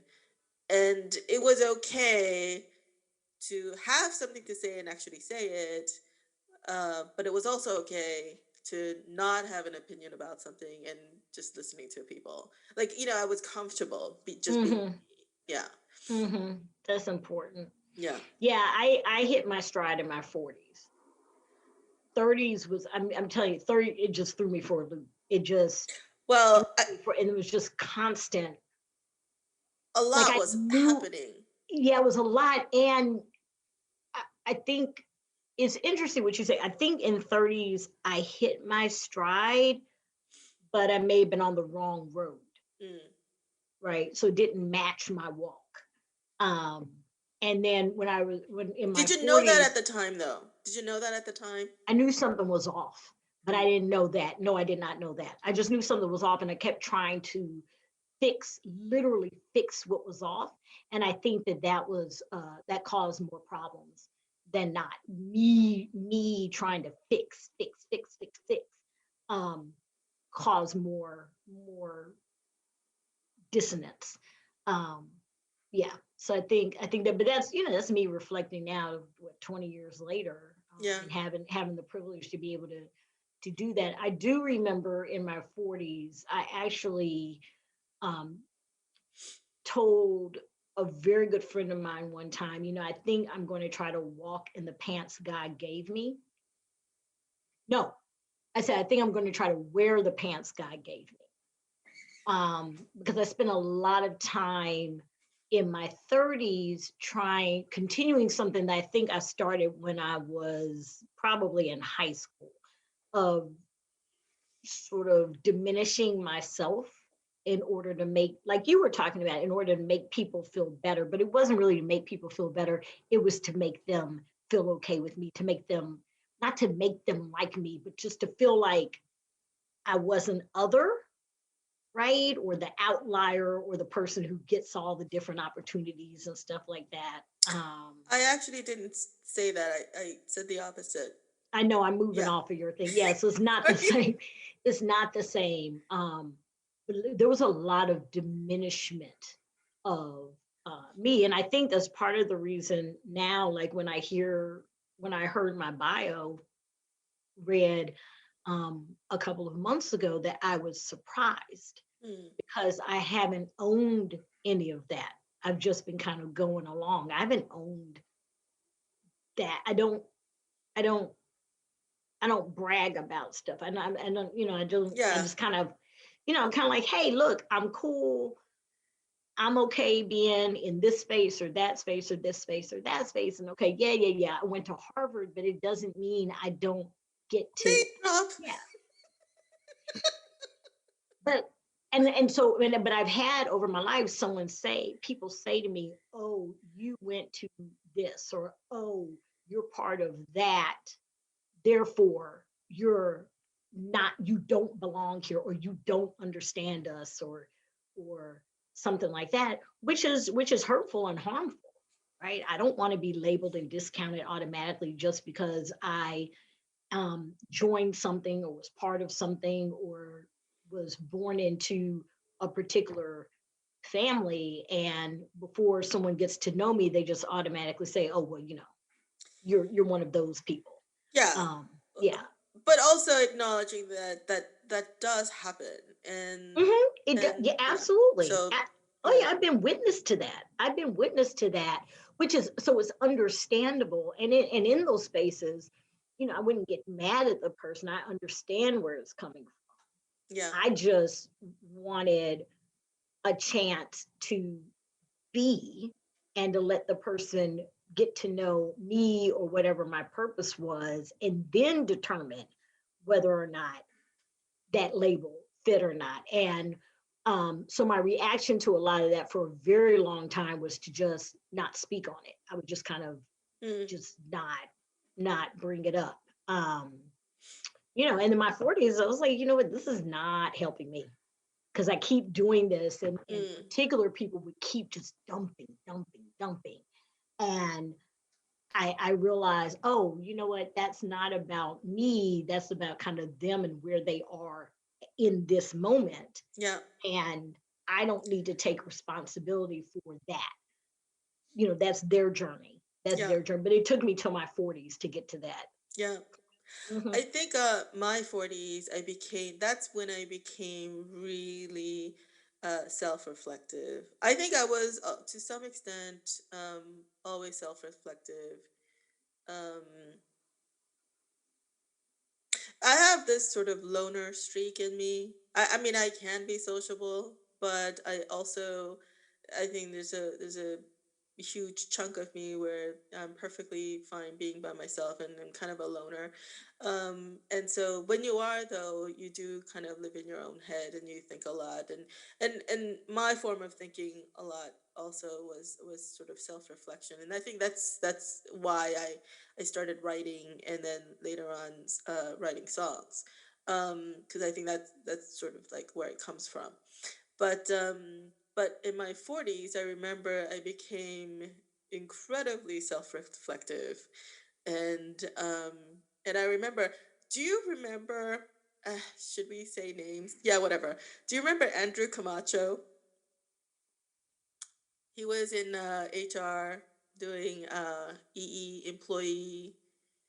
What I is remember EE? the name, but yeah, not the Yeah. person. Well, he and I we became quite close at some point, and we talked a lot and stuff, and but anyway, one time I was talking to him, and I was kind of like saying stuff, and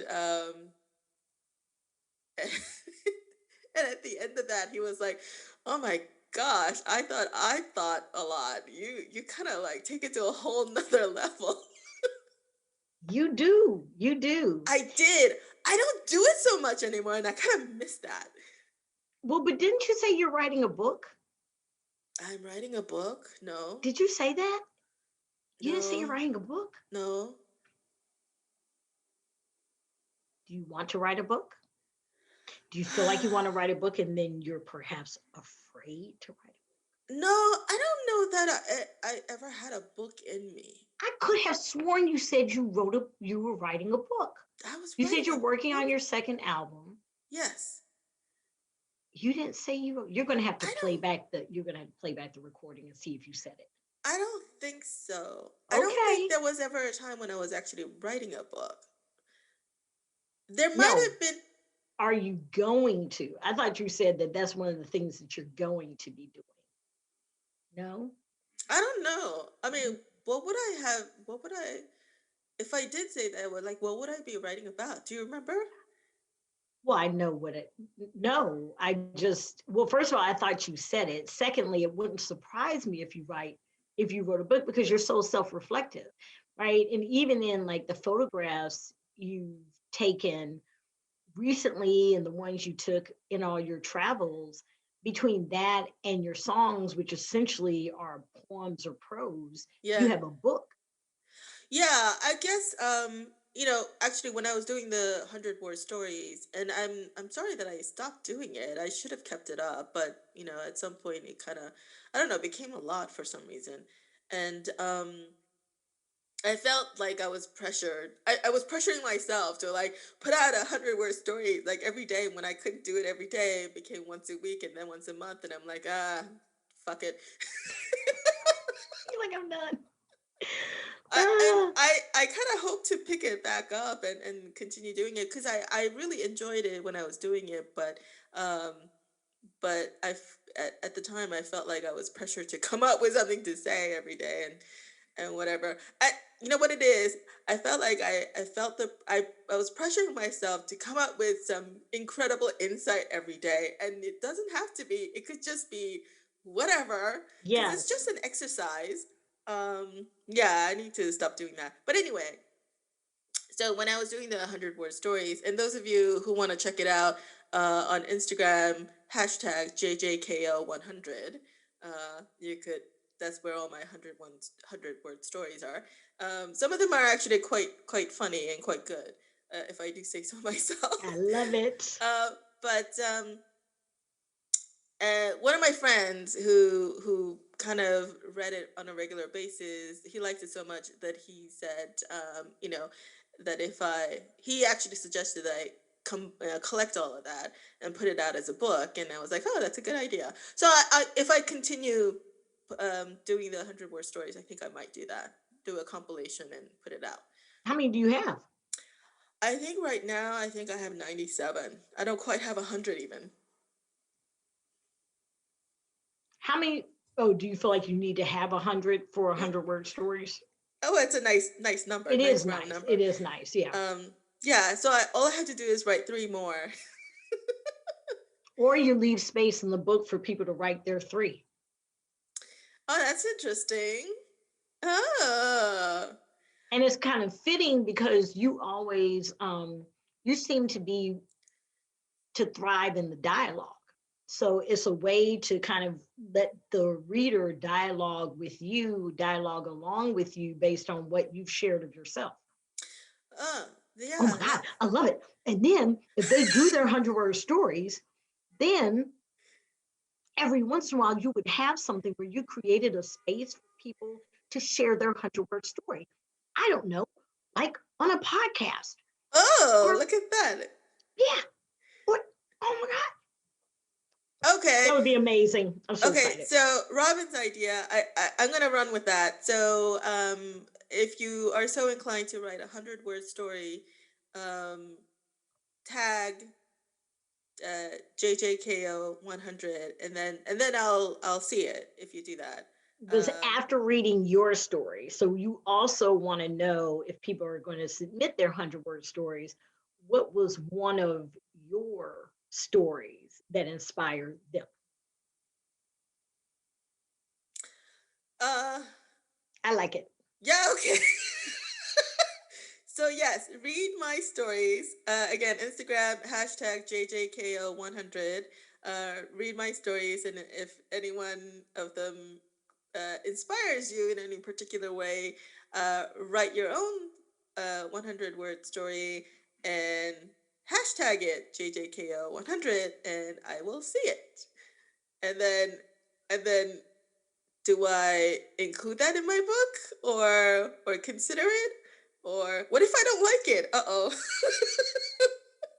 Yeah, so the thing, yeah, so my idea, so I think your idea is a cool idea. I think another idea is for you to write the book, and within the book itself, Uh-huh. whether or not that book is released electronically or is released as an actual paper book, you would have three spaces in the book for people to write their 100-word story, Okay. So if it's like a right? copy book, then three blank pages for them to write their own stories and add to Hmm. it And becomes then you can 100. decide if you wanted to intersperse that. If I would imagine if I were talking to you and you were sort of reading the stories to me, at some point you would pause and you would want feedback. Like once you got to like the 15th story, you'd be like, I wonder if what does the person think about these 15 I wrote? And then you would want to get dialogue with them, and then the person would be telling you what they thought, and I could see you in your spirit saying to them, hey, you know what? That would be a really good story. You should write it, right? Yeah. Like, because you're giving in that way. It's this iterative kind of exchange that Yeah. you do. So Okay. yeah. All right. So let's table that then. I think that's a very interesting idea. Well, only because I think it requires a little bit of thought and planning Hmm. to do that. So let's table that, and then I'm going to bring you on board, Robin, to help me flesh it out. Okay. That's fun. I Yeah. like it. Yeah. It's good. I was going to offer to help. I think Oh, it's awesome. great. Yeah, I think it's great, and I think that there's power in the number three, right? Yeah. Three-legged stool. Yeah. There's so many. Yeah, so I don't know. You could leave it short of 100, and it could Yeah. just be. Yeah, Yeah. I Yeah. think it's Yeah. great. I think it's great. Yeah. I think where I did leave off was so my 100 word stories were sort of a combination. I started on I think was it 2018, January 1st, 2018. Um, is that right? I feel like no, that's not it. Maybe 2019. Anyway, so I started. Yeah, I think it's 2019. Um, and then it started with just everyday random stories. And I lost then my earphones. I oh, couldn't hear well, you. that's okay. You said you I started January 2019. Yeah, January 1st, 2019. And then I started with everyday random stories, just random occurrences and observations and stuff. And then at some point I decided to switch to telling stories about my travels, the travels that I did in 2017. That was after I left my corporate job, and I Mm. decided, okay, I don't want to be in this corporate space anymore. So I left my job with no plans, and I decided that one of the things I was going to do was actually travel. And that's another whole podcast, I think, talk about that. So I traveled a bit. Altogether, first 3 months, like here and there, short trips, and then 3 continuous months overseas and cross country U.S. Um, it's very interesting. Anyway, so we could talk about that another time. I like it. Um, Yeah. so yeah, so I started writing about my travels, and I did that for a while, and then later on I intermixed it with stories about my music and stuff. So it's sort of like a hodgepodge combination. But in terms of my travel stories, where I left it off was, I think, kind of a nice place to leave off when I did. Um, but I definitely would like to continue um, my travel stories because I feel like that's a story that needs to be finished Hmm. because as an event it had a starting point and it had an end point. So I could do that. Um, Yeah, well, you could yeah, decouple the group of 97, and you could take portions out that you think fit a particular theme or moment in yeah, time or whatever, and lift those up so that they could be, a number of, like, a series of books that yeah, are all based on the approach of 100-word stories. But it's, how they have those different, like, chicken soup for the soul. It's like chicken soup for this, chicken yeah, soup for that. Yeah, you could yeah, just do that, it could be just different 100-word stories under different themes. Yeah, yeah, yeah. That's really So cool. And I'll how? come to your book signing and ask like a pointed question. So what happened? No, that'd be awesome. Yeah. Um, how did we get into this? We were I have talking no idea. about our 40s. Uh, oh yeah, 40s for you, I think you said, oh, that's when you sort of came into your own skin, I think. That's what you said. Yeah, I gained my power. Yeah, I felt yeah, like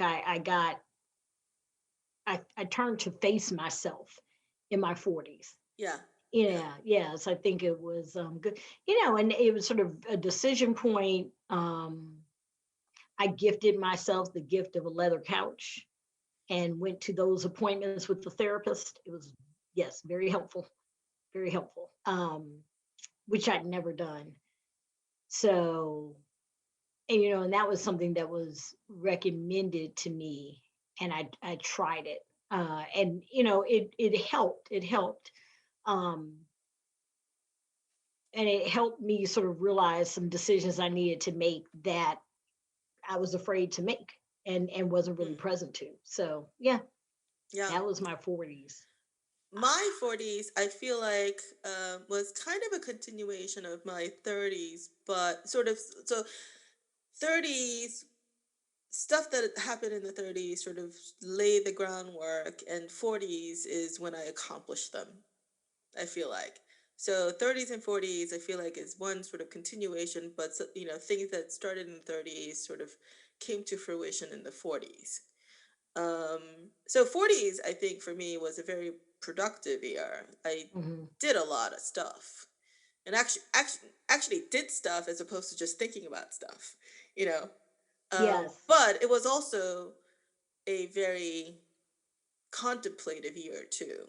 Um, Hmm. a very reflective year. Hmm. And there were a few people in my life where that I actively corresponded with, um, to sort of keep a record of my thoughts, because for some reason I was never really good at journaling. Go figure. But I was good at writing letters and writing long form emails. And before emails, I was good at writing actual physical letters. And so Yay, letters. all Yeah. those letters are lost, of course. I mean, I don't know, lost, but they were, sent to people, and I don't know what happened to them, if people kept them or not. But emails, of course, because it's electronic, I have copies of those. So at one point, I think I need to collect all of that, and see, I need to And go. do what with them? I don't know, and see if maybe there's a book in there. Oh, Is that oh, where you are another going? book. Yeah.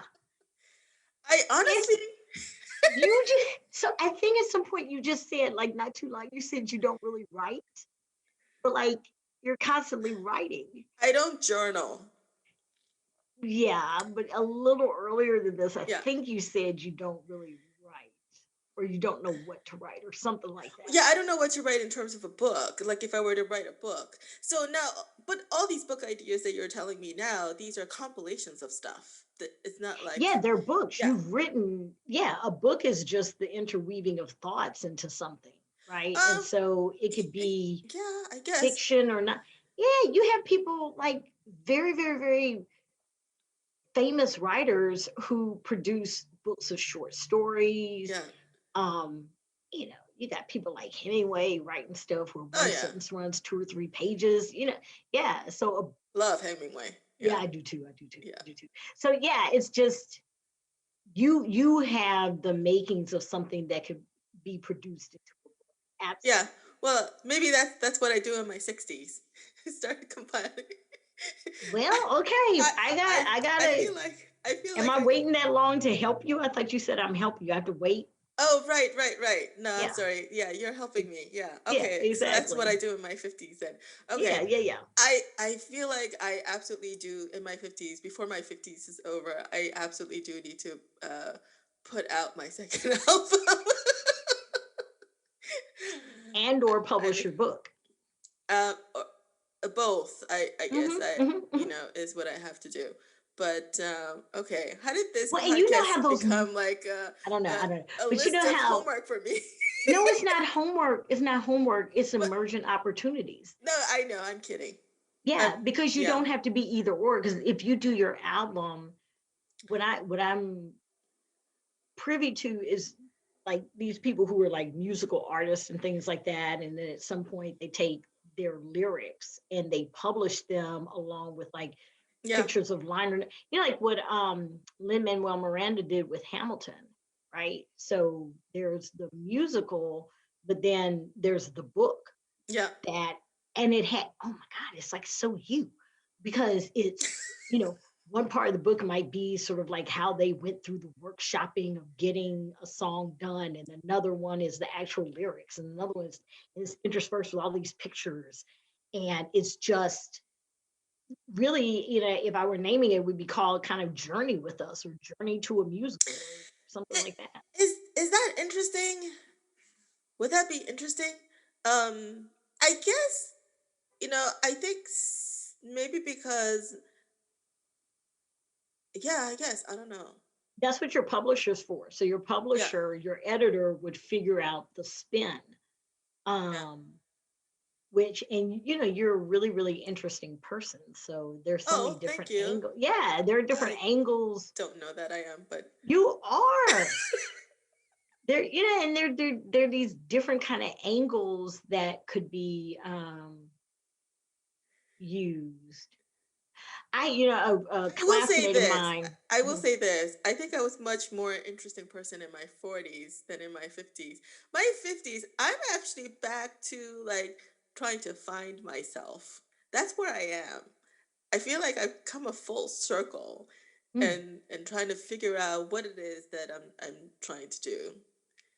okay. Even as I'm doing it. Hmm. Yep, Yeah. I absolutely agree. And is that like, are you seeing that as an opportunity or as sort of challenge? Um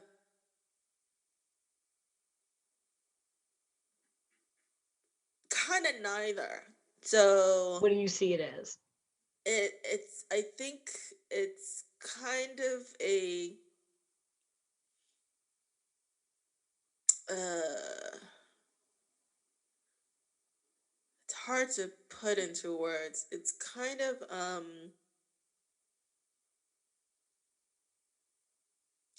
I mean, I don't know if the word exploration is quite not it. So okay, so there isn't this very clear sort of intention. Yeah, there is and there isn't. So I think in my 40s, I think that's one of the things that sort of marked my 40s is I was very clear in my vision and thinking and sort of planning and also doing and manifesting, right? Hmm. Um, I think now is there isn't that clarity necessarily. So it's very sort of foggy, murky, whatever. But Hmm. I know I have to go through it. So I do. That's a good thing. Yeah. That's a good thing. It's funny. I see it sort of as you've been like, this is for me. It's like you've been journeying, journeying, journeying. Now you can like shoot Oh, into whatever your next thing is. That's I don't that's think, how I yeah. that's how I feel. Oh, that's how you feel about It's yourself. just like Yeah. and you're just shooting, Yeah. not uncontrolled, but it's just you're like all of this stuff that I've lived and experienced to now allows me to now go to this next Yeah. emergent space. Yeah. Hmm. Yeah. Which is cool. Which is cool. No, Which is what that I see is for you, but no, we'll that do is that on awesome. another Well, I'm podcast. gonna tell you why I don't quite feel that way. Um I think for you in terms of your career, um, because so much sort of hinges on the thing that occupies most of our waking hours, right? And in most cases, in today, most people work, and so not that most people have a career, but anyway, sorry, long roundabout way of saying, I think for me, there was a break, and it's now becoming 4 years, almost 4 years now. Like middle of this year will be 4 years, so it's been 3.5 years. That's quite of a long break. Not that I haven't done stuff Hmm. in between, but you know, it was work, work, work, work, and for about 20 years of that, it was corporate life work. Before that, I worked for smaller companies, and then all of a sudden, I took a break rather abruptly.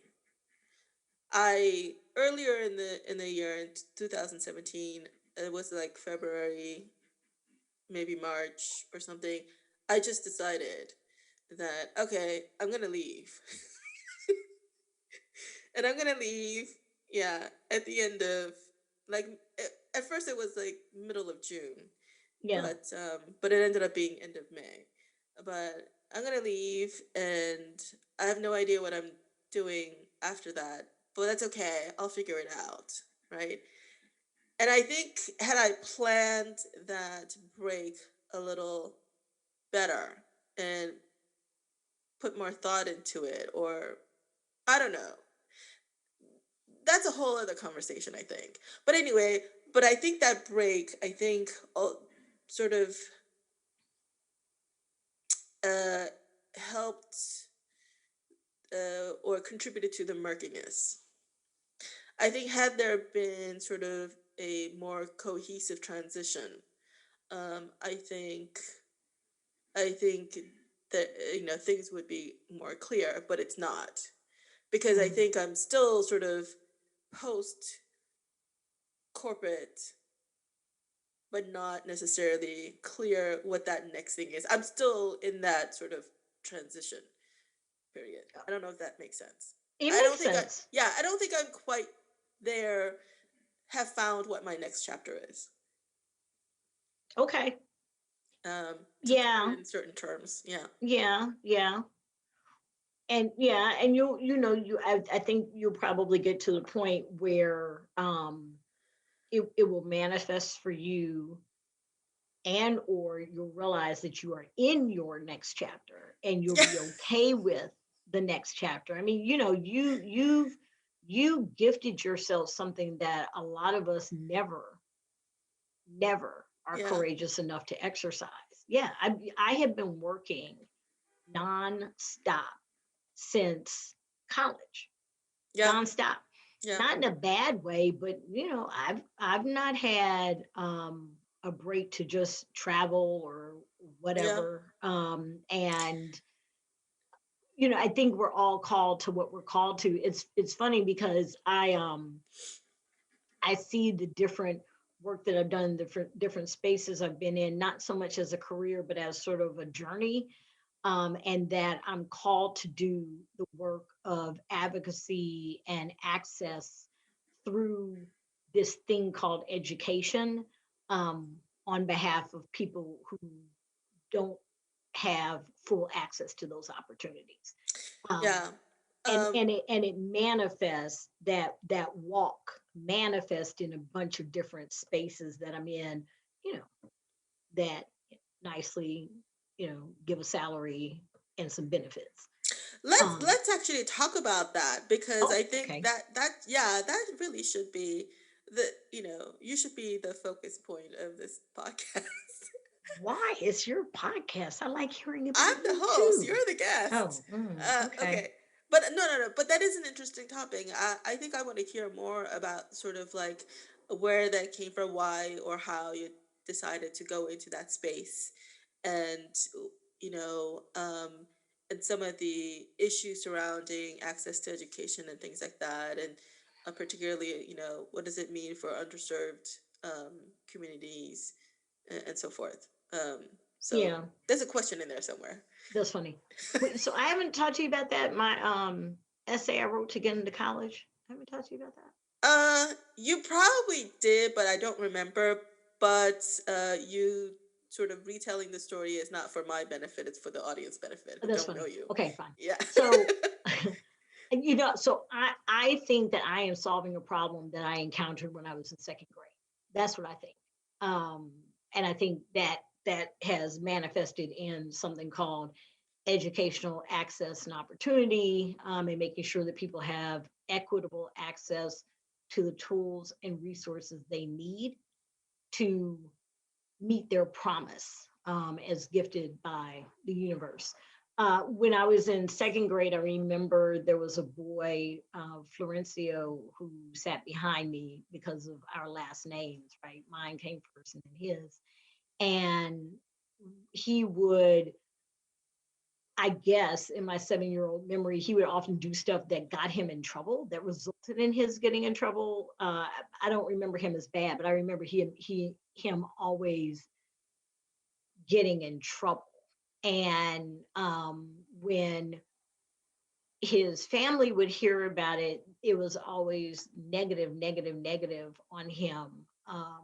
And I remembered feeling bad for him. And um, yeah, so that was second grade. We lost him before he was like, I think he was in his 20s. He wound up getting killed. Oh, wow. Yeah. So you knew him from second grade until your 20s? No, so Oh, because I got separated, right? So a lot of my so knew him in second grade. Then we knew each other second grade through seventh grade. hmm.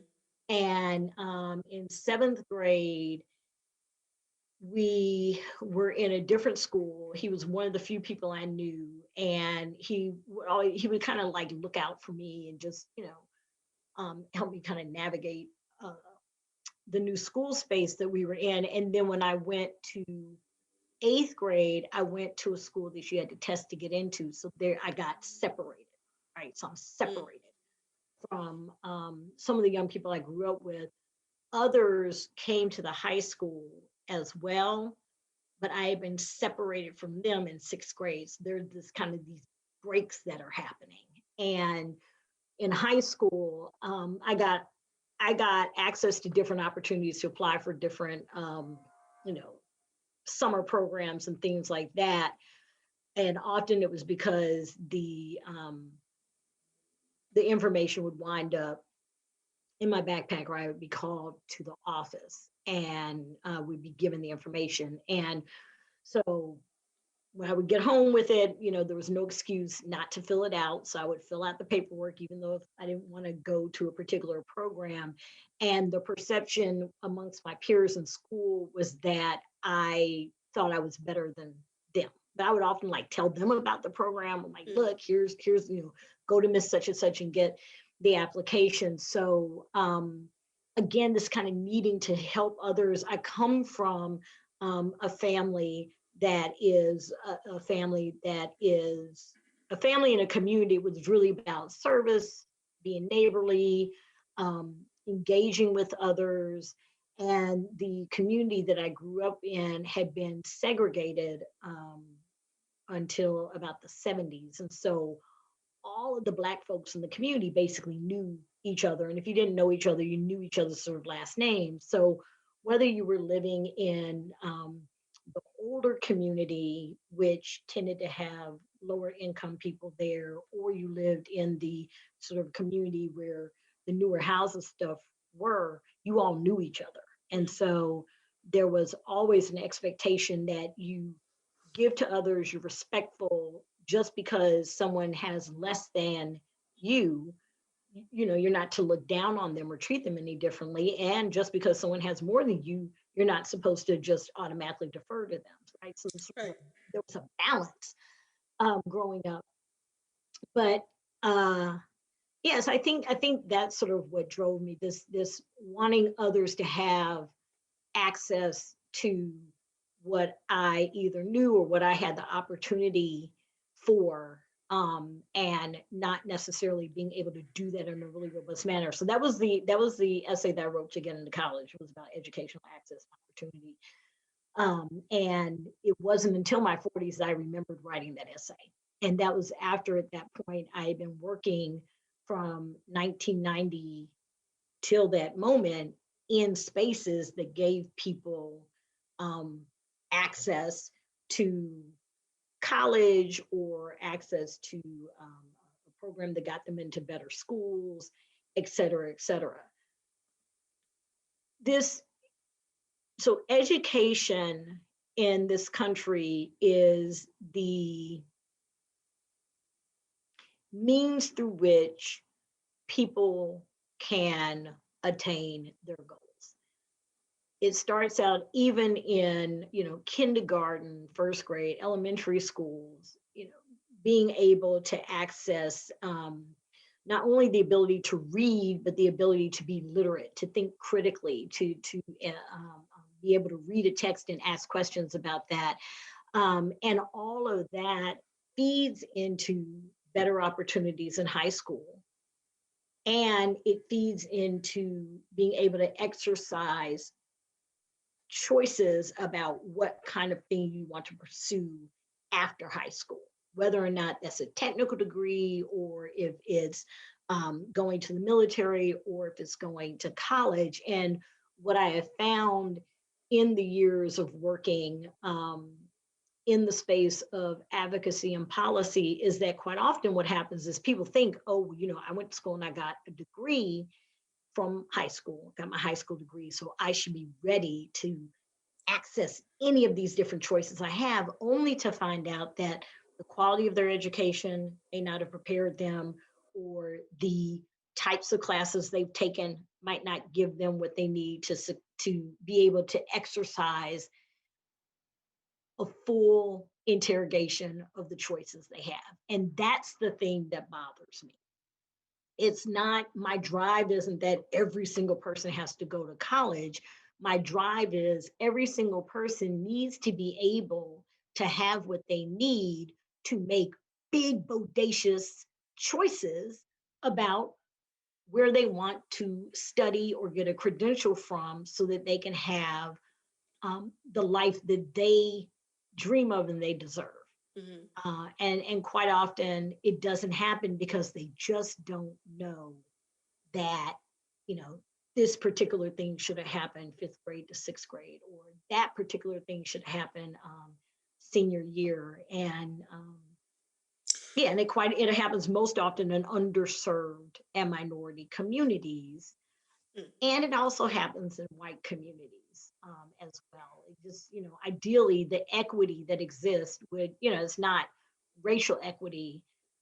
It's not a racialized lens. It is just ensuring that people have what they need as individuals in order to achieve their promise. Okay. So what do you think?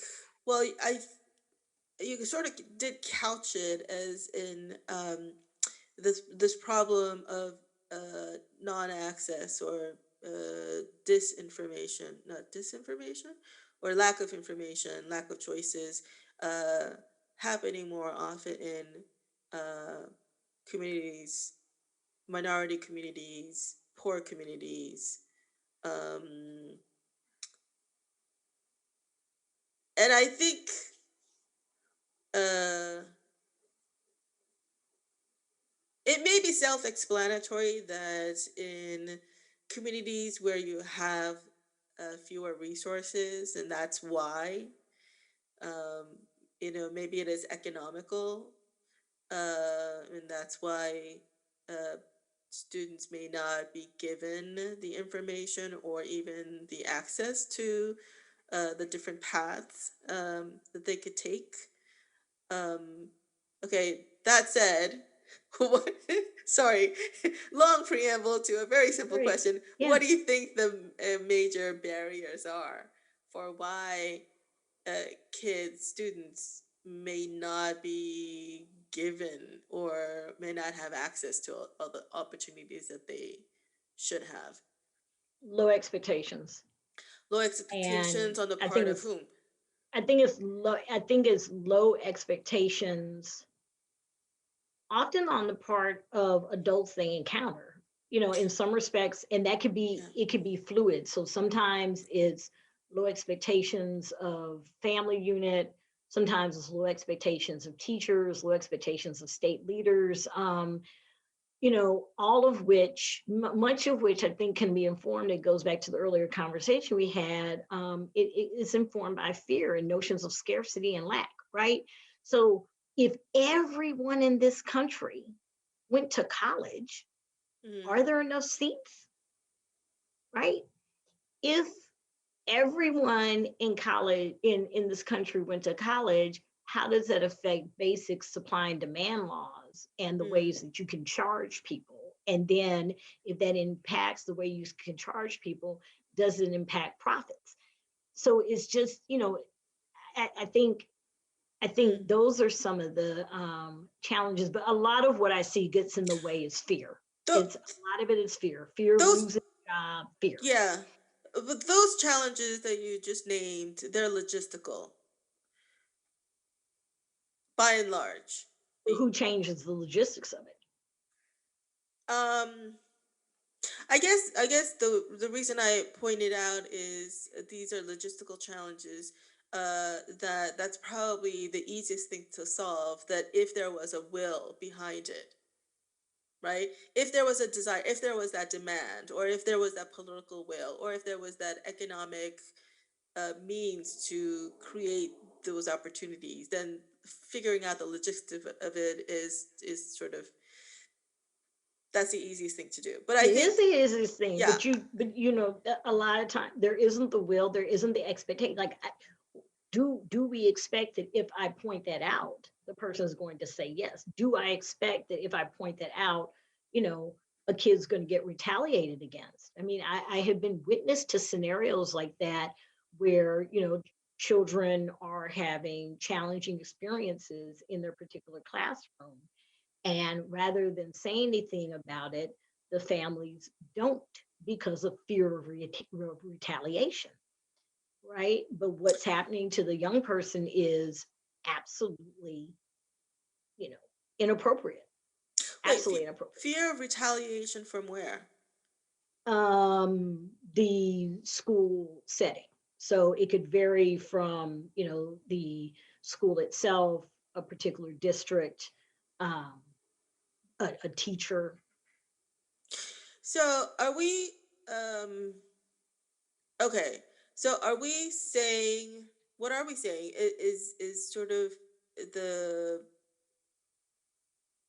the origins of these issues, is it stemming from lack of resources or economics or um, motivation or culture or Um, One could say maybe motivation if you want a sort of broad framing of it, right? Because public education in this country was established in late 1900s writ large. And at that point, you were basically given civic education for the purpose of being able to work in the yeah, industry that existed that time and vote, yeah. right? And I'm not sure that the system has really evolved beyond that much. And at the time, it was structured in the industrial age. And so, schools were configured in a particular way. Even the fact that we have summers off, right? That was really Farming, because yeah, yeah. well, our kids farming? No. No, So, yeah, I yeah. mean, for the most part. So there are conversations that are had every few years about the possibility of extending the school year or shifting the school year um, wholesale.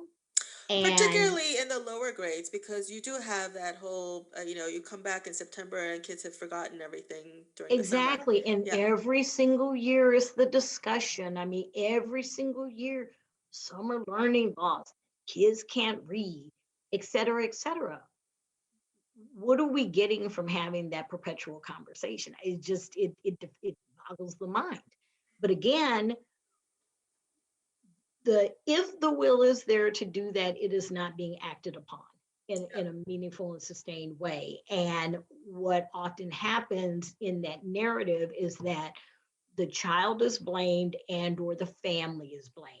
right? So I see. Okay. what's going to happen is the kids who have the summer learning loss tend to be the kids whose families don't have the resources to connect them to summer programs. Yeah. Those families are not entirely just families who are poor. Yeah. Some of those families may have access because they're in districts that have the resources and the seats for the kids to do the program. Some of them may not have access because they're working families and they can't get the young person to the summer program because the summer program starts after work and it ends before work is over. And they don't have anyone in the community that they know of who can take the child back and forth nor pay for it. So those are things. So that's again when we create inequitable systems or an equitable, we have systems in place and programs in place, but don't consider the inequities that prevent families from taking advantage of them. And rather than interrogating and controlling for and correcting the inequities, the families just get blamed, or the child gets blamed, and it's this ongoing perpetuation of low expectations, low outcomes, low self-esteem, etc. That leave us here having this question. Yeah. Well, that's a huge set of issues. I don't even know where to begin sort of kind of parsing that to, Yeah. to Well, delve deeper. some Yeah. of the ways I will say some of the ways I have, I have uh, where I can in an informal or informal way, I encourage people to bring up hard questions within their school settings, and to do so at Board of Ed meetings, letting people know how they can exercise their rights as citizens within structures like school board meetings, elections, and the like. And then also being able to educate folks on how they can navigate within particular systems. So sometimes those folks who are getting access to information are people who are staffers within particular schools. And if you get access to information and then bringing those people together to then think about how they can approach conversations differently and productively, and then supporting them as they have those conversations can work to impact and elevate opportunity for everyone in a particular setting. There's always this notion that if we help those people, then these other people are going to lose. That's the thing that keeps us apart. It's Yeah. not necessarily the case. Yeah. Yeah. And I think that kind of thinking, though, I think it permeates through to other aspects of life too. Hmm. That sort of zero sum game kind of, mentality. Yeah, Or, well, it's like what yeah, we were talking about earlier with how things played out this past summer. Like it's yeah, an either or. yeah, It's not either or yeah, at all. And you so that's much of the work I do, and I'm able to do that in informal and in formal and in informal spaces, all with an eye toward having individuals feel that, or know where, as much as possible, know where they can go to get the information, providing encouragement that they are worthy to access the information. Because sometimes if you're accessing like some policy, there may be an assumption that I'm not smart enough to read the policy. mm, Well, it's not necessarily you're not smart enough. You just may not be familiar with the language that's being yeah, used in the document. That's all. And so you just need someone to sit next to you to say, okay, what you've said doesn't work in your school is called this in a policy document. mm-hmm, And when, someone sees that and understands, oh, they do get what I'm saying, they just say it differently, then they feel a little more confident about having a conversation with someone that they might have assumed thinks, again, that they're not worthy. It sort of flattens the hierarchy and can result in really productive conversations between, a parent or faculty member, and, someone who's working in policy or reform or decision making in educational setting. And that's ultimately what my goal is. It's not to, position people to protest, is really to position people to be able to have conversations and interactions and co-create possibility for children, families, and people in their communities. That's the goal. That is an incredibly uplifting and positive way of looking at it and approaching it. I think in general, not just only about education, but about anything in life. Hmm. But I think today not enough people are having that kind of conversation, but having a sort of us and them, sort of, you know, um, yeah, or even the use of the word equity in a very sort of uh hostile kind of way. Yeah, exactly. Yeah. Exactly. But you can't tell me that just because a particular district is offering summer programs, if the summer program runs from 10 a.m. to 3 p.m. Yeah. and there's no bus service provided in the summer, whereas in the school year there is bus service provided, Yeah. and there's no before care or after care provided, but in the school year it is provided, Right. then who do you really think is going to get to take advantage of that Yeah. program? It Yeah. is inequitable from the outset. And Yeah. so then when the school year starts and you tell me that X percentage of the kids are behind, well, of course they're behind, because in part, that not even of course they're behind. Then the question is, great, understand that. What did the district do to ensure equity in the offerings of what you all were putting forward to solve for, low reading scores or low math scores? And, unless someone said, well, we did make the school buses available, and we made before care and after care available, just like we do during the school year. If I hear that, then we can have a conversation. But if I don't hear Yeah. that, then we need to talk about the fact that it is an inequitable system for which you're trying to get equitable results. There's an imbalance in that. Here's, I think, maybe it's just me. I think it's sort of the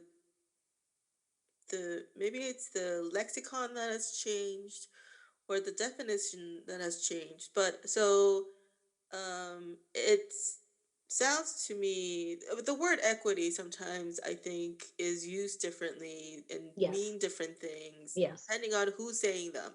Hmm. Not necessarily the context, but depending on who's saying them, from which political sort of orientation they're coming from. It's specifically a political orientation that they're Hmm. coming from. Hmm. And I think the way you're saying it, the way I hear it, is is what the word equality used to mean: equal access, equality, equal opportunity, that sort of thing. Um, Equity means, to me, it means something different. And I'm wondering if maybe it's just is it my misunderstanding, or No, it's just it's that a the use of the mhm. lexicon has changed, and so that's sort of using it.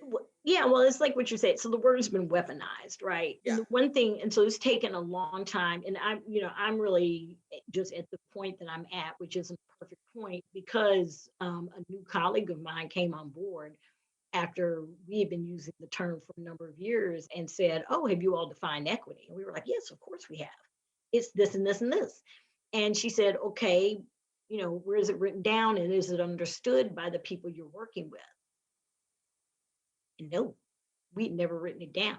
We just understood, like you and I are, that we understood what we meant Hmm. and have been rolling with that. And so she had us sit and define it. And it took some months. to get to agreement of what it is. The one thing, it's I will say one thing that for me I think is a good example of the difference between equity and equality is separate but equal, right? So in separate but equal, there were scenarios where two high schools would exist in a city, one for the black folks, one for the white folks. The one for the white folks had an Olympic-sized swimming pool, huge auditorium, wonderful stage, huge campus. The one for the black school had a swimming pool and an auditorium and some grass, right? The white school had books that, let's say Shakespearean books that were brand new. The black school had Shakespearean books that were used by the white folks Mm. the year before. And so what they received, those young people in the high school received a book. They did read Shakespeare. The book may have had text underlined, someone else's name in the front, a page dog-eared or ripped out, right? And those are factual things. Yeah. So if one were to say separate but equal, yeah, they were equal in that everyone had a swimming pool, an auditorium, a football team, and some books. Mm. The quality of the equipment that they had access to was unequal. It was inequitable, right? So we might both have football teams, but the one football team has brand new cleats and the best helmets, the best shoulder pads, and the like. The other football team has cleats and a uniform, no shoulder pads, and maybe the helmets might be a helmet, but the portion that holds it on is broken. That is inequitable. Equal is you both have helmets, you both have uniforms, you both, but Yeah. it's inequitable. So if I'm having you compete on the same Yeah. field, you're not necessarily, it's not, it is inequitable because the resources that are needed for the person to be able to do as well as possible are not present. Yeah. I understand that. I think though I would, from my perspective, I would argue that a separate but equal is not equal. No, That situation was not equal. no, it That was that is not the definition of equal. no. And so therefore to make it equal, you have to rate, put the qualities at equal footing and then it becomes equal. So I think then But you'd have to do the whole universe around it because right. even in scenarios, if we get the same exact books, if the quality of the instruction I've had access to Yeah. isn't equal, Yeah. then then it's still not. I guess it's still not a panacea, Yeah. right? Yeah, Yeah. yeah. Well, I will say one thing. I think that um, and this this is gonna sound terrible. Right. Well, only because uh, we will never reach 100% true equality on every level ever. It's just it's that's But the not to question is say too: do you want that's equal not is kind of boring. It's like, can I just get equity? Can I just you know? no, even that. Okay, so I think I'm using the word equal in the same way that you're using the word equity. I think. Mhm. Um, yeah, but even that, it's just I think we should definitely endeavor to equality, or in your case, you use the word equity. um, but I also know that we'll never really get there ever. It's just the nature of things. I Yeah, think. yeah. Oh, I I I hope people don't take it out of context and misconstrue what it is that I'm trying to say. Um, Well, we're human. We have to strive for it, right? And we have to Right. name it and continue to strive for it so that, Because here's the thing. ultimately, yeah. Let's say every between you and me, right? Let's say everything's equal. The outcome will still be different.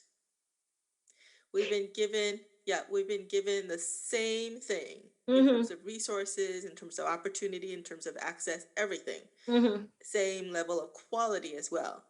The outcome will still be different. Yes. Yeah. Yes. Just Yeah. because you're different and I'm different. That's it. Mm-hmm. Yeah. Mm-hmm. Yeah. Yeah. Which is, that just is. Um, but I think to hold a set of people or type of people or class of people to account. Oh, absolutely. I Yeah. agree. Yeah. And that's the thing that, I just think we can all do better at, Yeah. is that, what we were talking yesterday about, sort of what the likely outcome is going to be of, what's happening for and not for children during this pandemic right now. Yeah. It's just, Yeah. and And I think the fact that everything went virtual, well, what about those kids who don't have computers? hmm Yeah. exactly. Mm-hmm. And what about those kids who have computers and the computers don't work? Yeah. There are also families, where the district has successfully distributed computers to 100% of the families, Yeah. but the families have 4 children in school Yeah. and they've gotten one computer, Yeah. right? The other thing is that a lot of the computers that are being distributed are, sort of known to be not the best type of system for the learning platform that the kids need to learn on. And even with that, we have, some young people who started out, the they've been used to online learning in their district on a particular online learning platform, and a week or two before school started they changed the platform, Huh. and the teachers didn't even know how to use a brand new platform. Literally 2 weeks before school started, they changed the learning platform and trained the teachers on that platform. Yeah. Whose bright idea was that? I don't know, but Yeah. that has happened in a number of districts around the country, where that is what happened, Yeah. right? And what I'm gearing up for is, come August, we're going to see the headlines. Oh, what's Yeah. going on with our children? Yeah. Oh, I would say that's one of the things that I really did worry about, with the lockdown and the schools closing is, oh my gosh, so many kids, especially the younger kids, so many kids are going to fall so behind. hmm hmm Um, yeah. I mean, one thing, I mean, it's a whole thing to somehow be able to engage kids through a virtual screen when, in classroom, when they even have struggle in the in classroom setting. yeah. So that alone is a challenge. But then how many kids are actually able to get on screen and get screen time, period. Like so many kids It's funny. I was volunteer. speaking with one family where the child couldn't get into school because she wasn't old enough. And, um, like, she Huh. didn't meet the cutoff date. Yeah. And the family was panicking, panicking, panicking. But, the child has someone in the family who's a teacher. And so I said, well, what if the teacher just kind of helps the child's family kind of understand what can be done at the home in order to just at least get the child exposed to, words and letters and things like that. Um, but I did not hear that taking hold. It was much more focused on, we got to get her in, we got to get her in, we got to get her in. Mm. And so it's even that, like, what happens when we have a pandemic like this and we have, some decades of us being used to having things fed to us Mhm. as opposed to seeking out, finding, and creating on our own, right? Like, what about sitting and reading a book, if you have a book, right, Yeah. to a child, or going outside if you can, or, I don't know, splashing in some water if you can. But I think societally there may be there's this shift away from that, and we're dosed as a society. We're dosed, like Yeah. everything's dosed to us as opposed to our creating and accessing it. Yeah. And so it also creates a perfect storm in that way. Yeah, and I don't know, sort of related to that is that modern society, we're so compartmentally wholly dependent on institutions. Um, like we like parents don't teach their kids anymore. I mean, you used to be like you learned how to read and write from your parents first, I think, before you even went to school. Um, Hmm.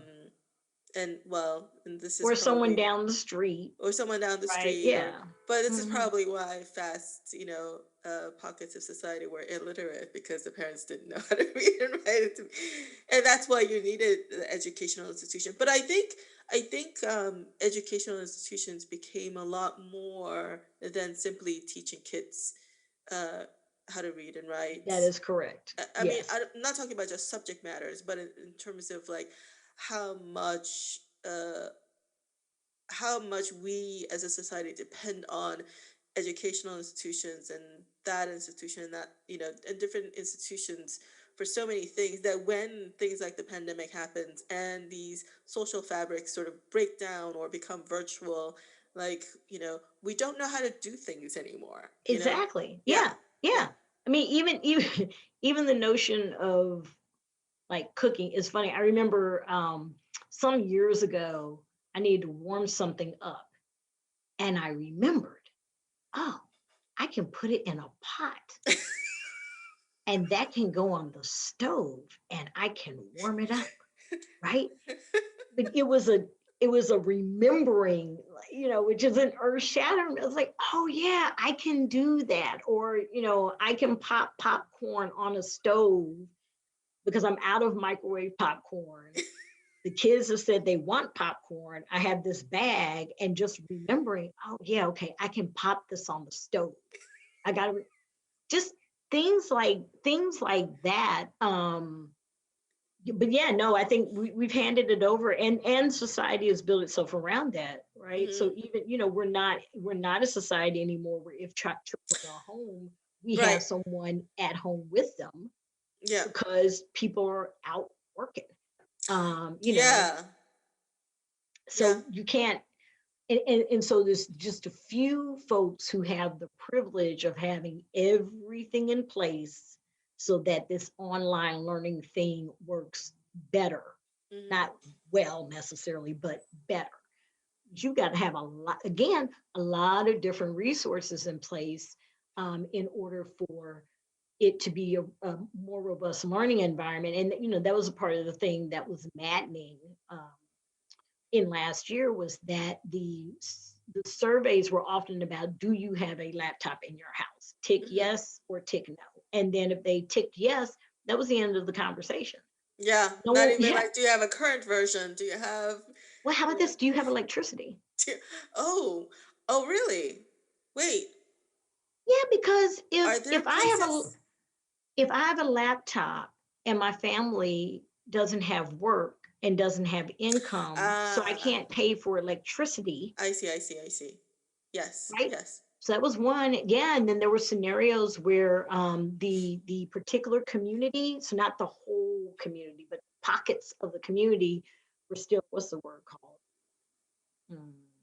Basically like dead spots, no Wi-Fi access. Yeah, yeah, yeah, yeah. So they were bringing school buses in, and the kids would get on the school bus and Huh. do their work on the school bus as a hotspot. Oh, wow. That's wonderful, isn't it?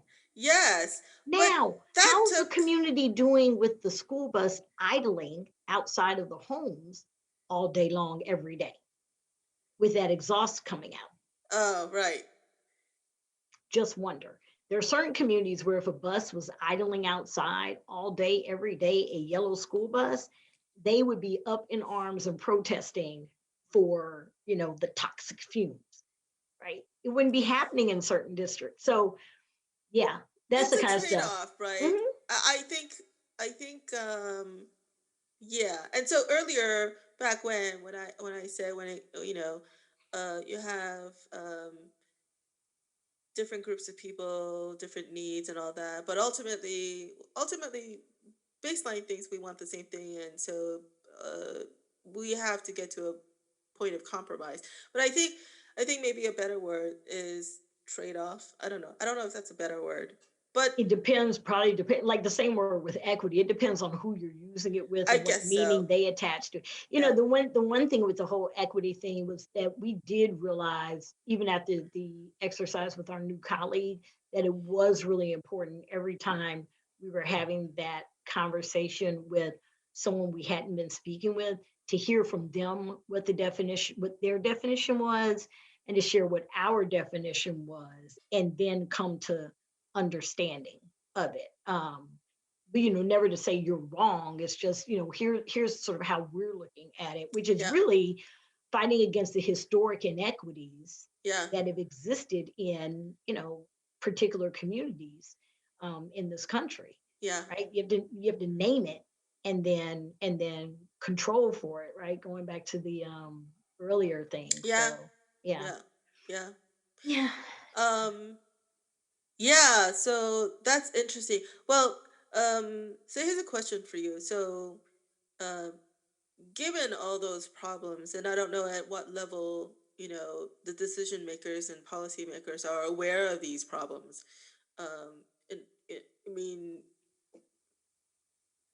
I hear people saying like, um, this kind of virtual classroom setting is not going to go away. It's only going to increase. What are your thoughts on that? Oh yeah. Is that true? Yeah. I absolutely believe that. And I would absolutely believe, because I mean, it's basically they've identified market share, mhm. and so yeah, it's not going away. So if it's not going to weigh and it's going to increase, what does that do to the inequality? Sorry, I'm sort of No, that's all right. yeah, That's the question, yeah, right? That is the question. yeah,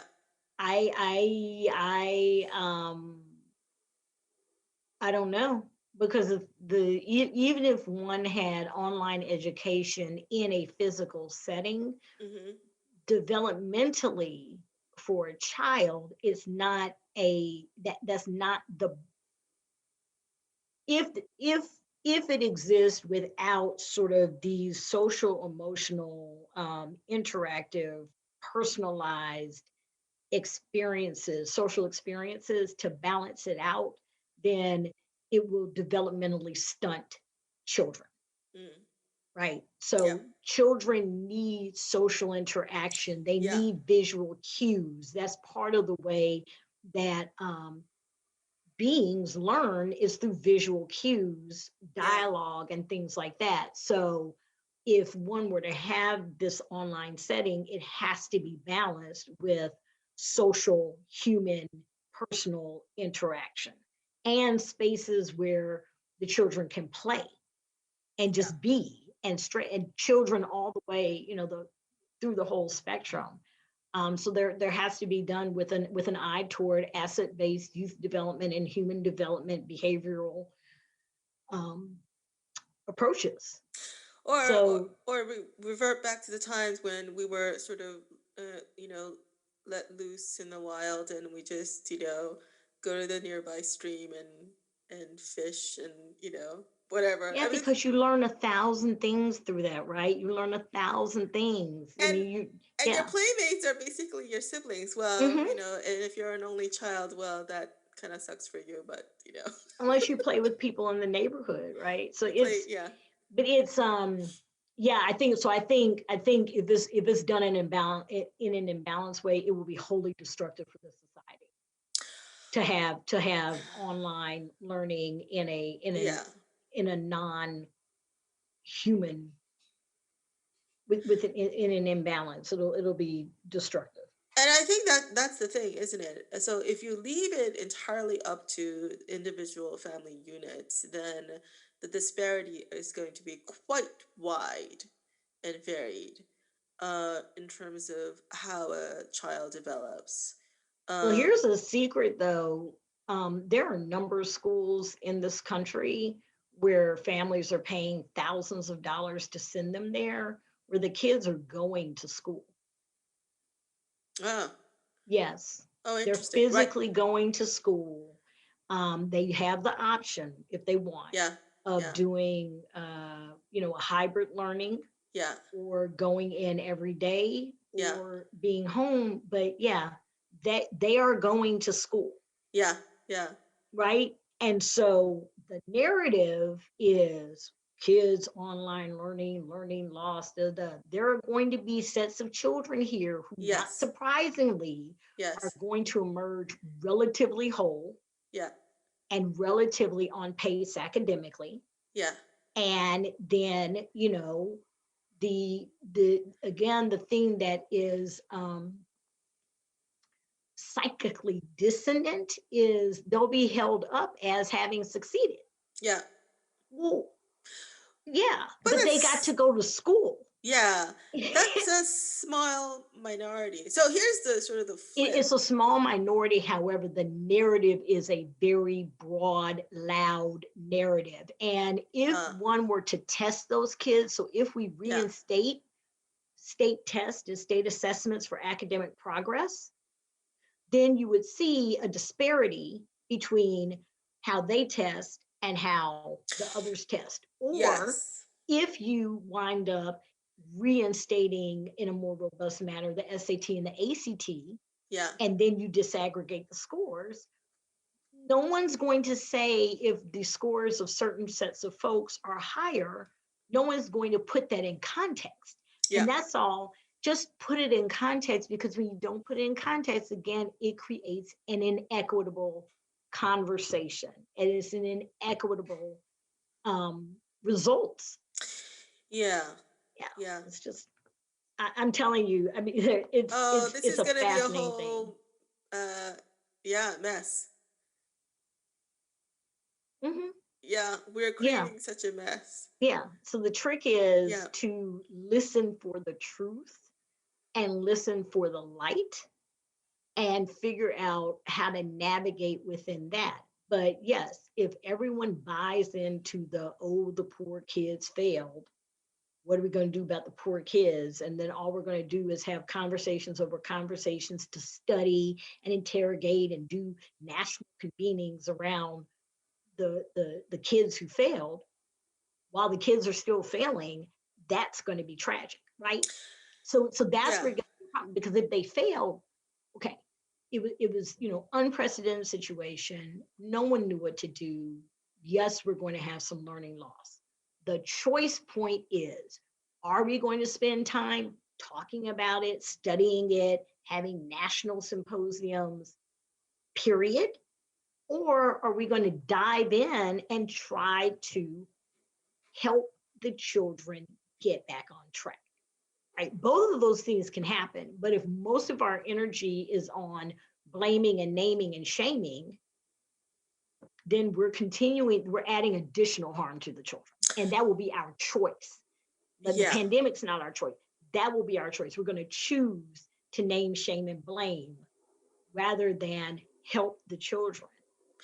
Is that happening, or is it something that you are hoping doesn't happen? The name, shame, and blame. Yeah. That's what I think we as a country are inclined to do Well, historically. Um, I think so we as a human being we're inclined to do. yeah, but we can choose differently. Like, all of this is about, we can choose differently, and it's not easy. It's going to be costly. It may cost reputations. It may cost jobs, but we can choose differently, because what we know is what we've done isn't working. So Yeah. And I do wonder about that on so many fronts. That why this, and I don't know if I really want to get into a whole conversation about this because this could take another 3 hours. But gosh, yeah, yeah, but why this country in particular have such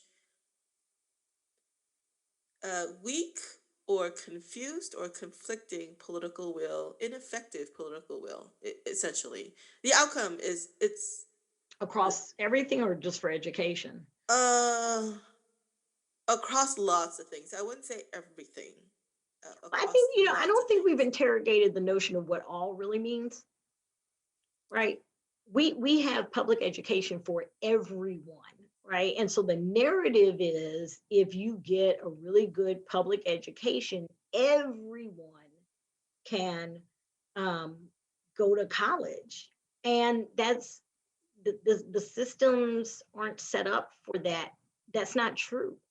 I mean, you can, but the amount of things that you have to navigate to get to college um, really result in what about 25%, 30% of our population going to college. And so if we were really, really, really concerned about that, we would back map and figure out what is it that prevents more of our population from going to school. And it's not just that they're not academically prepared, there are other things within the system that make it difficult. Whereas other countries that we compare ourselves to, I don't know that they operate in that sort of narrative that everyone, if you just work hard, you can go to college. Ah, oh, that's interesting. That's a different Yeah, sort of take on it. yeah, because Yeah, we got, because I don't I've not heard this, even with the British system it's different, right? At one point you have to take the A levels and then you go, and then another point you take the O levels and then you go. So there are these kind of like steps. Um, but here, just graduate high school, apply to college. You can go to college. Okay. Just, you know. And again, you can, but in the perfect world, I would, someone would be working with the families or the unit, the unit around the child, right? Whether it's families, whomever, they would be working with the unit around the child from the moment of conception and mapping all the way through to this thing called college, right? yeah, Because from the moment of conception, you need to be eating right, you need really good prenatal care, you need all the way through. If you yeah. really wanted everyone to be able to do this, so we keep saying these things that no one has checked for accuracy. I It's yeah. I often do wonder about that, and I'm not sure if that is the healthiest way to do that because it becomes the whole point of, okay, the ultimate goal is to get a good job. Mhm. Therefore, you must go to the right college and get a degree. Well, now to get a good job because of the shifting of this economy, to get a good job, you often now have to have a particular credential or, sort of military pathway Yeah. or college degree Yeah. in order to get a living wage so that you can make decisions based on where you live, your Yeah. health care, et cetera, et cetera. So, so I actually had a conversation with. So I used to teach Sunday school, and like fourth grade, fifth grade, or something like that. And one of the kids, I think he was like fourth or fifth grade. I had a conversation with this boy, and and this is kind of like what he said. He was in elementary school, and he was worried about going to the right or good junior high school. Mm. And I said, and he was really genuinely burdened with Mm-hmm, his mm-hmm, worry. mm-hmm. And I said, okay, so let's say you get into that junior high school that you want to, and then what? And then he said, so I could get into this high school. Well, this is New York, so probably he Yeah, said Stuyvesant, probably. yeah, yeah. Um, or maybe it was, Hunter High School. I don't know, one of those. But, so I could get into this high school. And then I said, okay, and then what? So I could get into this college. And then what? So I could get this kind of job. And then what? And then, like, he had no answer. But the thing is, these are not his thoughts. This was fed to him. Mm-hmm. And the thing is, and that sort of whole thing. And I'm wondering, you know, yes, I know that that is the reality. In order to get a good job, that you have to have certain credentials and so forth, and because these pathways have been sort of paved over time, and the companies won't hire you unless you're from XYZ high school. So I mean, they won't even recruit, you know, they would only recruit from these colleges, and that's it. And, won't even entertain applicants from colleges outside of the limited number of schools, campuses that they would recruit from, and so forth. I know that's the reality, but at the same time, you know, what if you went to like a local high school, went to a, city university or community college, whatever, and still gets, a job that you could make a living off of, I mean, I don't know. I, That you get a job that you couldn't make a living that off you of, could, right? that you could. Yeah, Yeah, yeah. I mean, again, so that's part of the access thing, right? The narrative is that someone must go to these particular places in order to get that particular job. yeah, That narrative is a narrative, again, that perpetuates fear. yes, So that when that young man that you were talking to in your Sunday school class doesn't get into the junior high school that he sees as the step to his future, as soon as he doesn't get into that junior high school, and then what? he's Yeah, all he's he's already failed. already exactly, Yes, exactly. and And that's not. so Yeah, good. is not true. And so that's where you come in with this advocacy and access. Access isn't about accessing a certain type of school.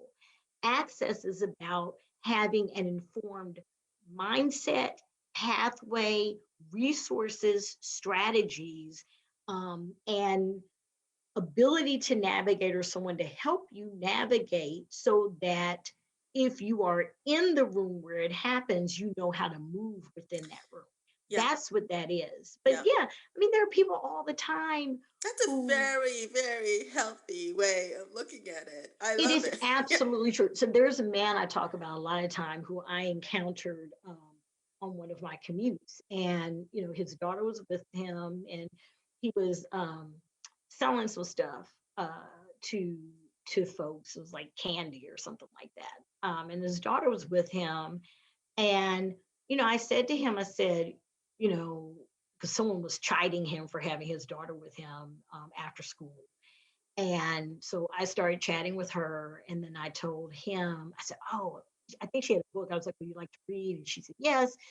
And I told her, "Dad, you should read to her, read whatever you can to her, right?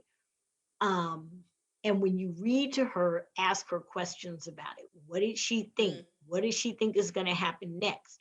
Uh, what was her favorite part? Have her talk to you about it." I said, if it's a newspaper, if it's a scrap, a page out of a magazine you can find, or if it's a book that you have at home, right? Not to make assumptions, read to her. No one ever told me that, right? What I learned is no, and I said, because that is what helps to create literacy. yeah, I said the trick is you want her to be literate, yeah, not just read. I found that out the hard way. So I'm reading like Tom Blue in the face. I yeah, didn't know all those different things you were supposed to do to create literacy, right? And luckily, we were able to find someone to work with our kid on that. But the school setting I was in wasn't, at the time, was not really as helpful as I needed them to be for that. So that's the kind of stuff. Like, you might be in the best school, and your kid might be reading, but then you're shocked because your kid's not literate. Well, your kid's not literate because no one really broke down for you what it takes to be literate, right? All they're going to do is keep telling you that their literacy score is low, and not tell you the yeah, tools that you can use to get the literacy score up, right? It is those kinds of things that happen. And I don't think it's the education system's fault or anything, but someone can't ask what they don't know. And a lot of times people don't tell what they think the parents don't know. They're Yeah. just, you know, right? So those are I don't know how I got on that. I Um, don't know how I got on that. yeah, I don't remember. Yeah, but But it's what, important. well, this is just the observation. I do notice the term illiterate is also sort of redefined. Um, because literacy is you can read, and then what goes beyond that is maybe comprehension, uh, Hmm. and uh, inquisitiveness and critical thinking and Yes, yeah, and the education term generally is literacy, right? yeah. And within that is comprehension Oh, I and see, I see, I see. right. Okay, Again, no one tells us that, right? So yeah. if and then from a racialized I guess perspective, I'm looking at it from a dictionary exactly, definition, which is yeah, but which yeah, is what a parent, right? So from a yeah, racialized perspective, if I'm sitting across from someone and they say your kid isn't literate, I'm getting mad. What do you mean? Because historically, yeah, Black folks weren't literate. So, like, what are you saying about me if you're telling me my kid is not literate? My answer might immediately be he can read. And in the way I deliver that answer to the teacher might shut down because she or he is perceiving that I'm angry, which I am. And so oh, then you don't have a conversation, but then right? why use that term? Why not break it down? It and Because quite say often yeah, it's lexicon. And so yeah, that's what we found in working in advocacy. We would be in spaces where policymakers might come in and they're using terminology that's their yeah, basic, their shop talk is their lexicon, yeah, but the people that they're talking to understand the terms differently. yeah, But the policymakers don't know that those terms have, some are fraught with pain and anger. They don't yeah, know. So what happens a lot of times is you'll say, oh, we had families in for this particular meeting and, the conversation didn't go well. Well, it didn't go well partly because you all were talking at cross purposes. You didn't understand that you were using terms yeah, that weren't being understood. And so a lot of times there's a need for understanding yeah, that sometimes the amount of time someone has, like a back to school now or parent teacher night, they usually have 15 minutes with the families. And yeah, there are a lot of families, there isn't time for that to do. Is I remember at one point when in elementary school we were having a talk and I was being spoken over and I said something about are you using a scaffolded approach to work with your children? And the teacher took a step back because that's a lexicon. That's teacher talk. And I did it on purpose so that the listening might change and they may have a oops, conversation. Yeah, I purposely did that so there would be an understanding that you really need to quit talking, trying to talk over me because I well, can speak. see now here I can see now why somebody would sort of spin that into a racial argument. It's the easiest thing to do, but quite Yes, often it's not. And I know. again, that comes from fear and lack and anger. It's often and so that is the space of work that needs to be done. That's a space of work that I have found myself in. And it is a seat I've, through my lived experience, I've been in when someone said something to me and I have to translate it really, really quickly. I'm like, okay, is this, where are we coming from? Right, Right. right, And right. depending on what the interaction is, often I'll ask for clarification or I'll speak to get clarification so that we can continue on what's going on. Yeah, But that happens on a pretty regular basis where it's almost like if you could have like a physical machine, it's constant filtering, translate, filter, yeah. translate, and then interact, filter, translate, interact, and it happens in a nanosecond. But you see that happens in a lot of different spheres, in education, in medicine, in Grocery stores. Oh, oh my goodness. Yeah, the yeah, whole stepping in front of you in line thing. Oh my goodness. And I sometimes it honestly is a mistake. And then other times it's I'm invisible. yeah. And I'm invisible because I'm black. But And here's the thing. It's like, so. But if you do have that lens on, you're gonna see everything that way, even when it's not.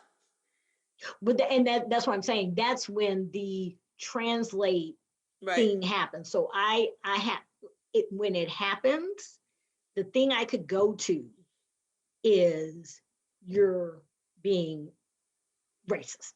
I could Yeah. go to that. I could go to you're doing this because I'm black. Right.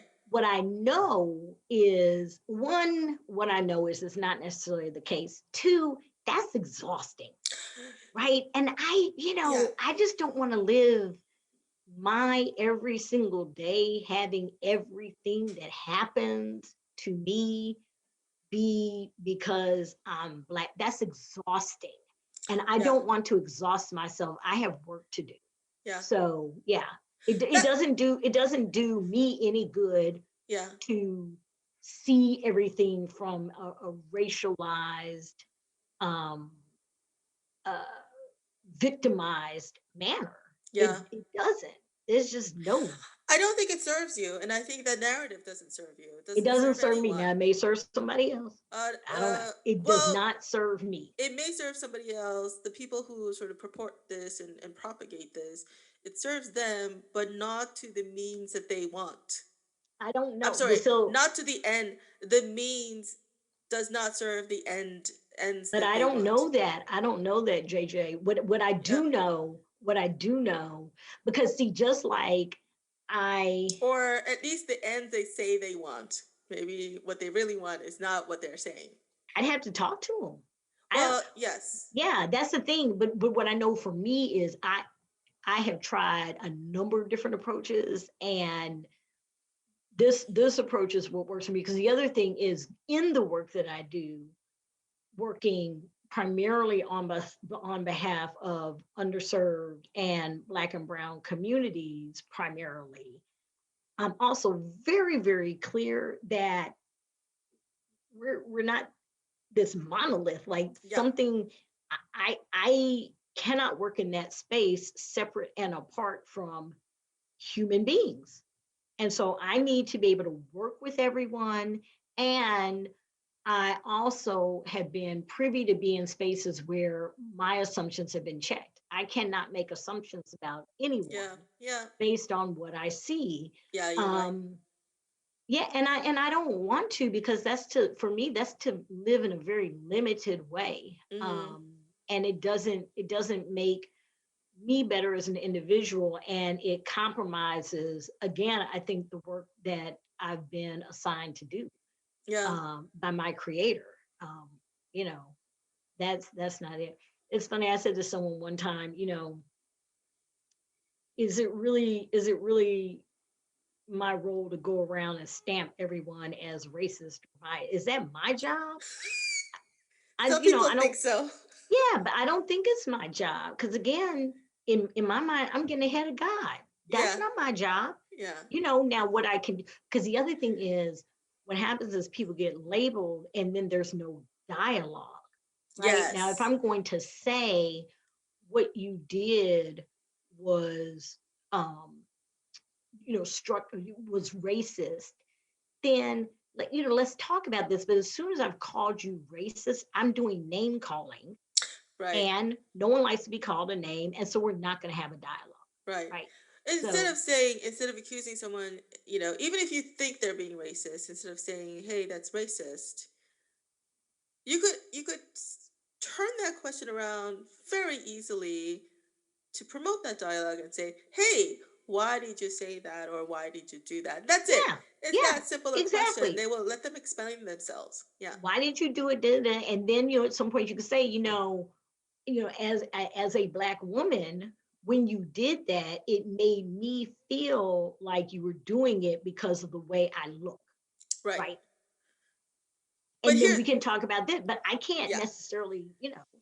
But here's the thing. Let's say that that happened, right? Let's say I said something to you and then you took offense, um, because it sounded racist or whatever, right? And then you say, "Hey, why did you say that?" And I explain myself, and let's say that you still don't accept that explanation, and you still think that's coming from a racist place, even though I don't think so. At, Mhm. at that point, you know, what happens? Because I mean, I think it depends. I think it depends. It depends on the relationship you're in or something like that. But you know what, again, what I know, having lived for 5 decades, there is no racist police, right? I'm yeah, not, you know, and so what I am more interested in is if at the end of the dialogue your belief system is still such that I think you have a compromised worldview, is that compromised worldview negatively impacting me, the folks around me, the system we're in, the thing I need to accomplish with you, that kind of stuff, right? So if I was right, working, you know, on like some policy thing with someone and something came up and then we can't agree, but then we're supposed to be working on racial equity, that's a problem. That's a problem. And we would have to figure out like I yeah, got to figure out how I'm going to work with you if you're seeing things already from a racist perspective, or if the person was, you know, an instructor of someone I know, and I would always be questioning at the end of a particular semester whether or not the grade I got, unless it's an A, yeah. you know, did I get the B plus because you just couldn't bring yourself to give me the A minus because you can't get past this? That So that that's it compromises things. a compromise thing is also, like you said, it's exhausting, and it's also you're basically second guessing everything, everyone's motivation.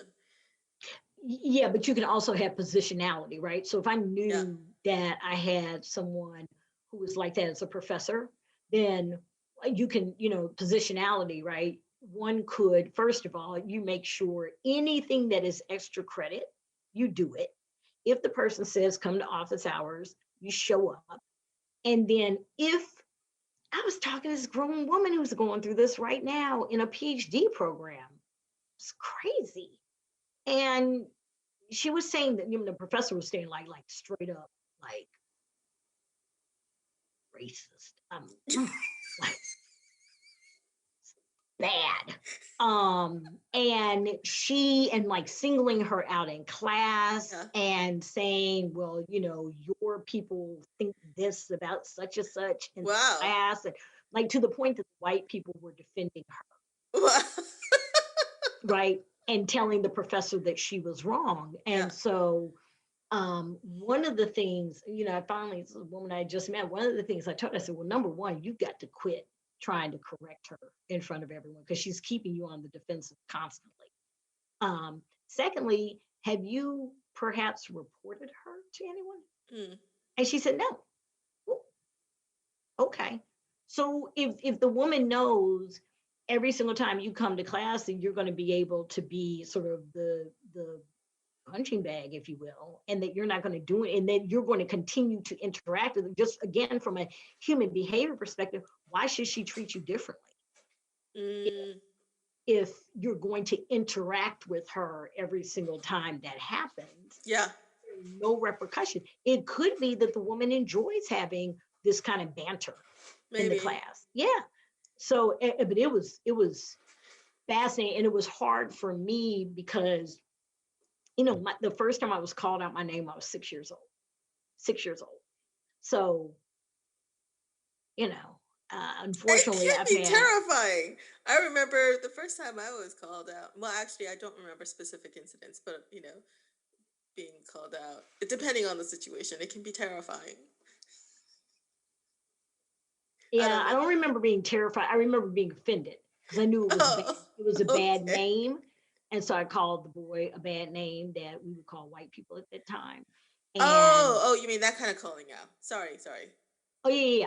Yeah. Yeah. So he called me the N word, and I called him um, the word that was used for white people, and then we both got in trouble. But I was in first grade. I was in Mm, first grade. They happened on the playground, and so if my parents went in and talked to anyone, I didn't know about it. But what I do know is I was told it was acknowledged that that name was hurtful and not mhm, right. And then I was also reprimanded for name calling the mhm, person, mhm. right? So they were very clear, that's not right. Um, and we went on. But and then the second incident I remember, I think it was in second grade, where I was walking on the wall. We were not supposed to walk on the wall, but I was walking on the wall at school. And uh, my friend who was white was walking on the wall at school, and I got snatched off the wall. And she was told to come down off the wall. And I Uh, got physically snatched off the wall and reprimanded and all this stuff. So I went home all indignant about how incredibly unfair it was. And my mother said, she said, "You're supposed to be walking on the wall." I yeah, said, "No, but it's unfair. And, my friend didn't get in trouble, did it?" She said, "Were you supposed to be walking on the wall?" yeah. And I said, "No." Passionate as well. She asked me one more time, and I said, "No." She said, "Thank you." She said, "Now, what you also need to understand is in situations like that, you are always going to get in more trouble than the other person." Huh. That is what she said. I was in second grade. Yeah. Yeah, Because of your race. because of my race. Yes, I'm editing a little, but yeah, Yeah. she was just like, yeah, yeah, you're always going to get in more trouble because you're black. Period.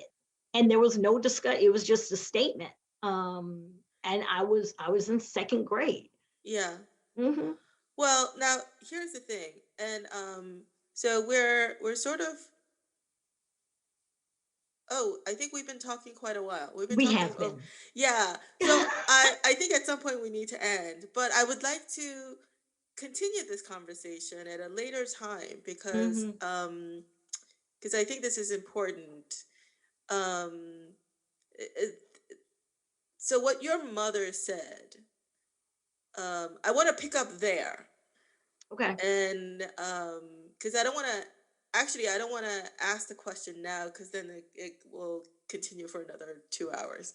I will say So this: the one thing for me, I always knew I was loved yeah, in my family, and broadly defined. So not only the nuclear family, but my extended family, and then the family of community. There yeah, was just I always knew that. The other thing that I had from very early on was access to information about our people, yeah, and I had examples of leaders in my life who were black, yeah, right? And so, that ranged from having a black doctor to having, at church, the yeah, pastor was black, right? So the I had a counter narrative to yeah, anything that could suggest that we weren't good enough. yeah, But yeah, but I also had the fact, and yes, you just like that's the yeah. fact. Well, I think, but that kind of also feeds into a particular narrative, and whether it's true or not. But this is what you're being told by your mother. This is what's being told in the Black community. Um, Sometimes, but I know people now who do not tell their children that. They do not tell their children that, huh? and then the children, when it happens to them, they are deeply, deeply wounded, and the Yeah. parents don't know what to do. They don't know what to do. They don't know how to have the conversation. And quote, "I never wanted to have that conversation with my child," unquote, is what Mm, has been said to me. yeah. And it's shocking to me, um, that, but yeah, that is happening in the here and now, Yeah. where they are not having they're choosing not to have those conversations with their children, and so the children aren't equipped to navigate when they are in a racialized experience.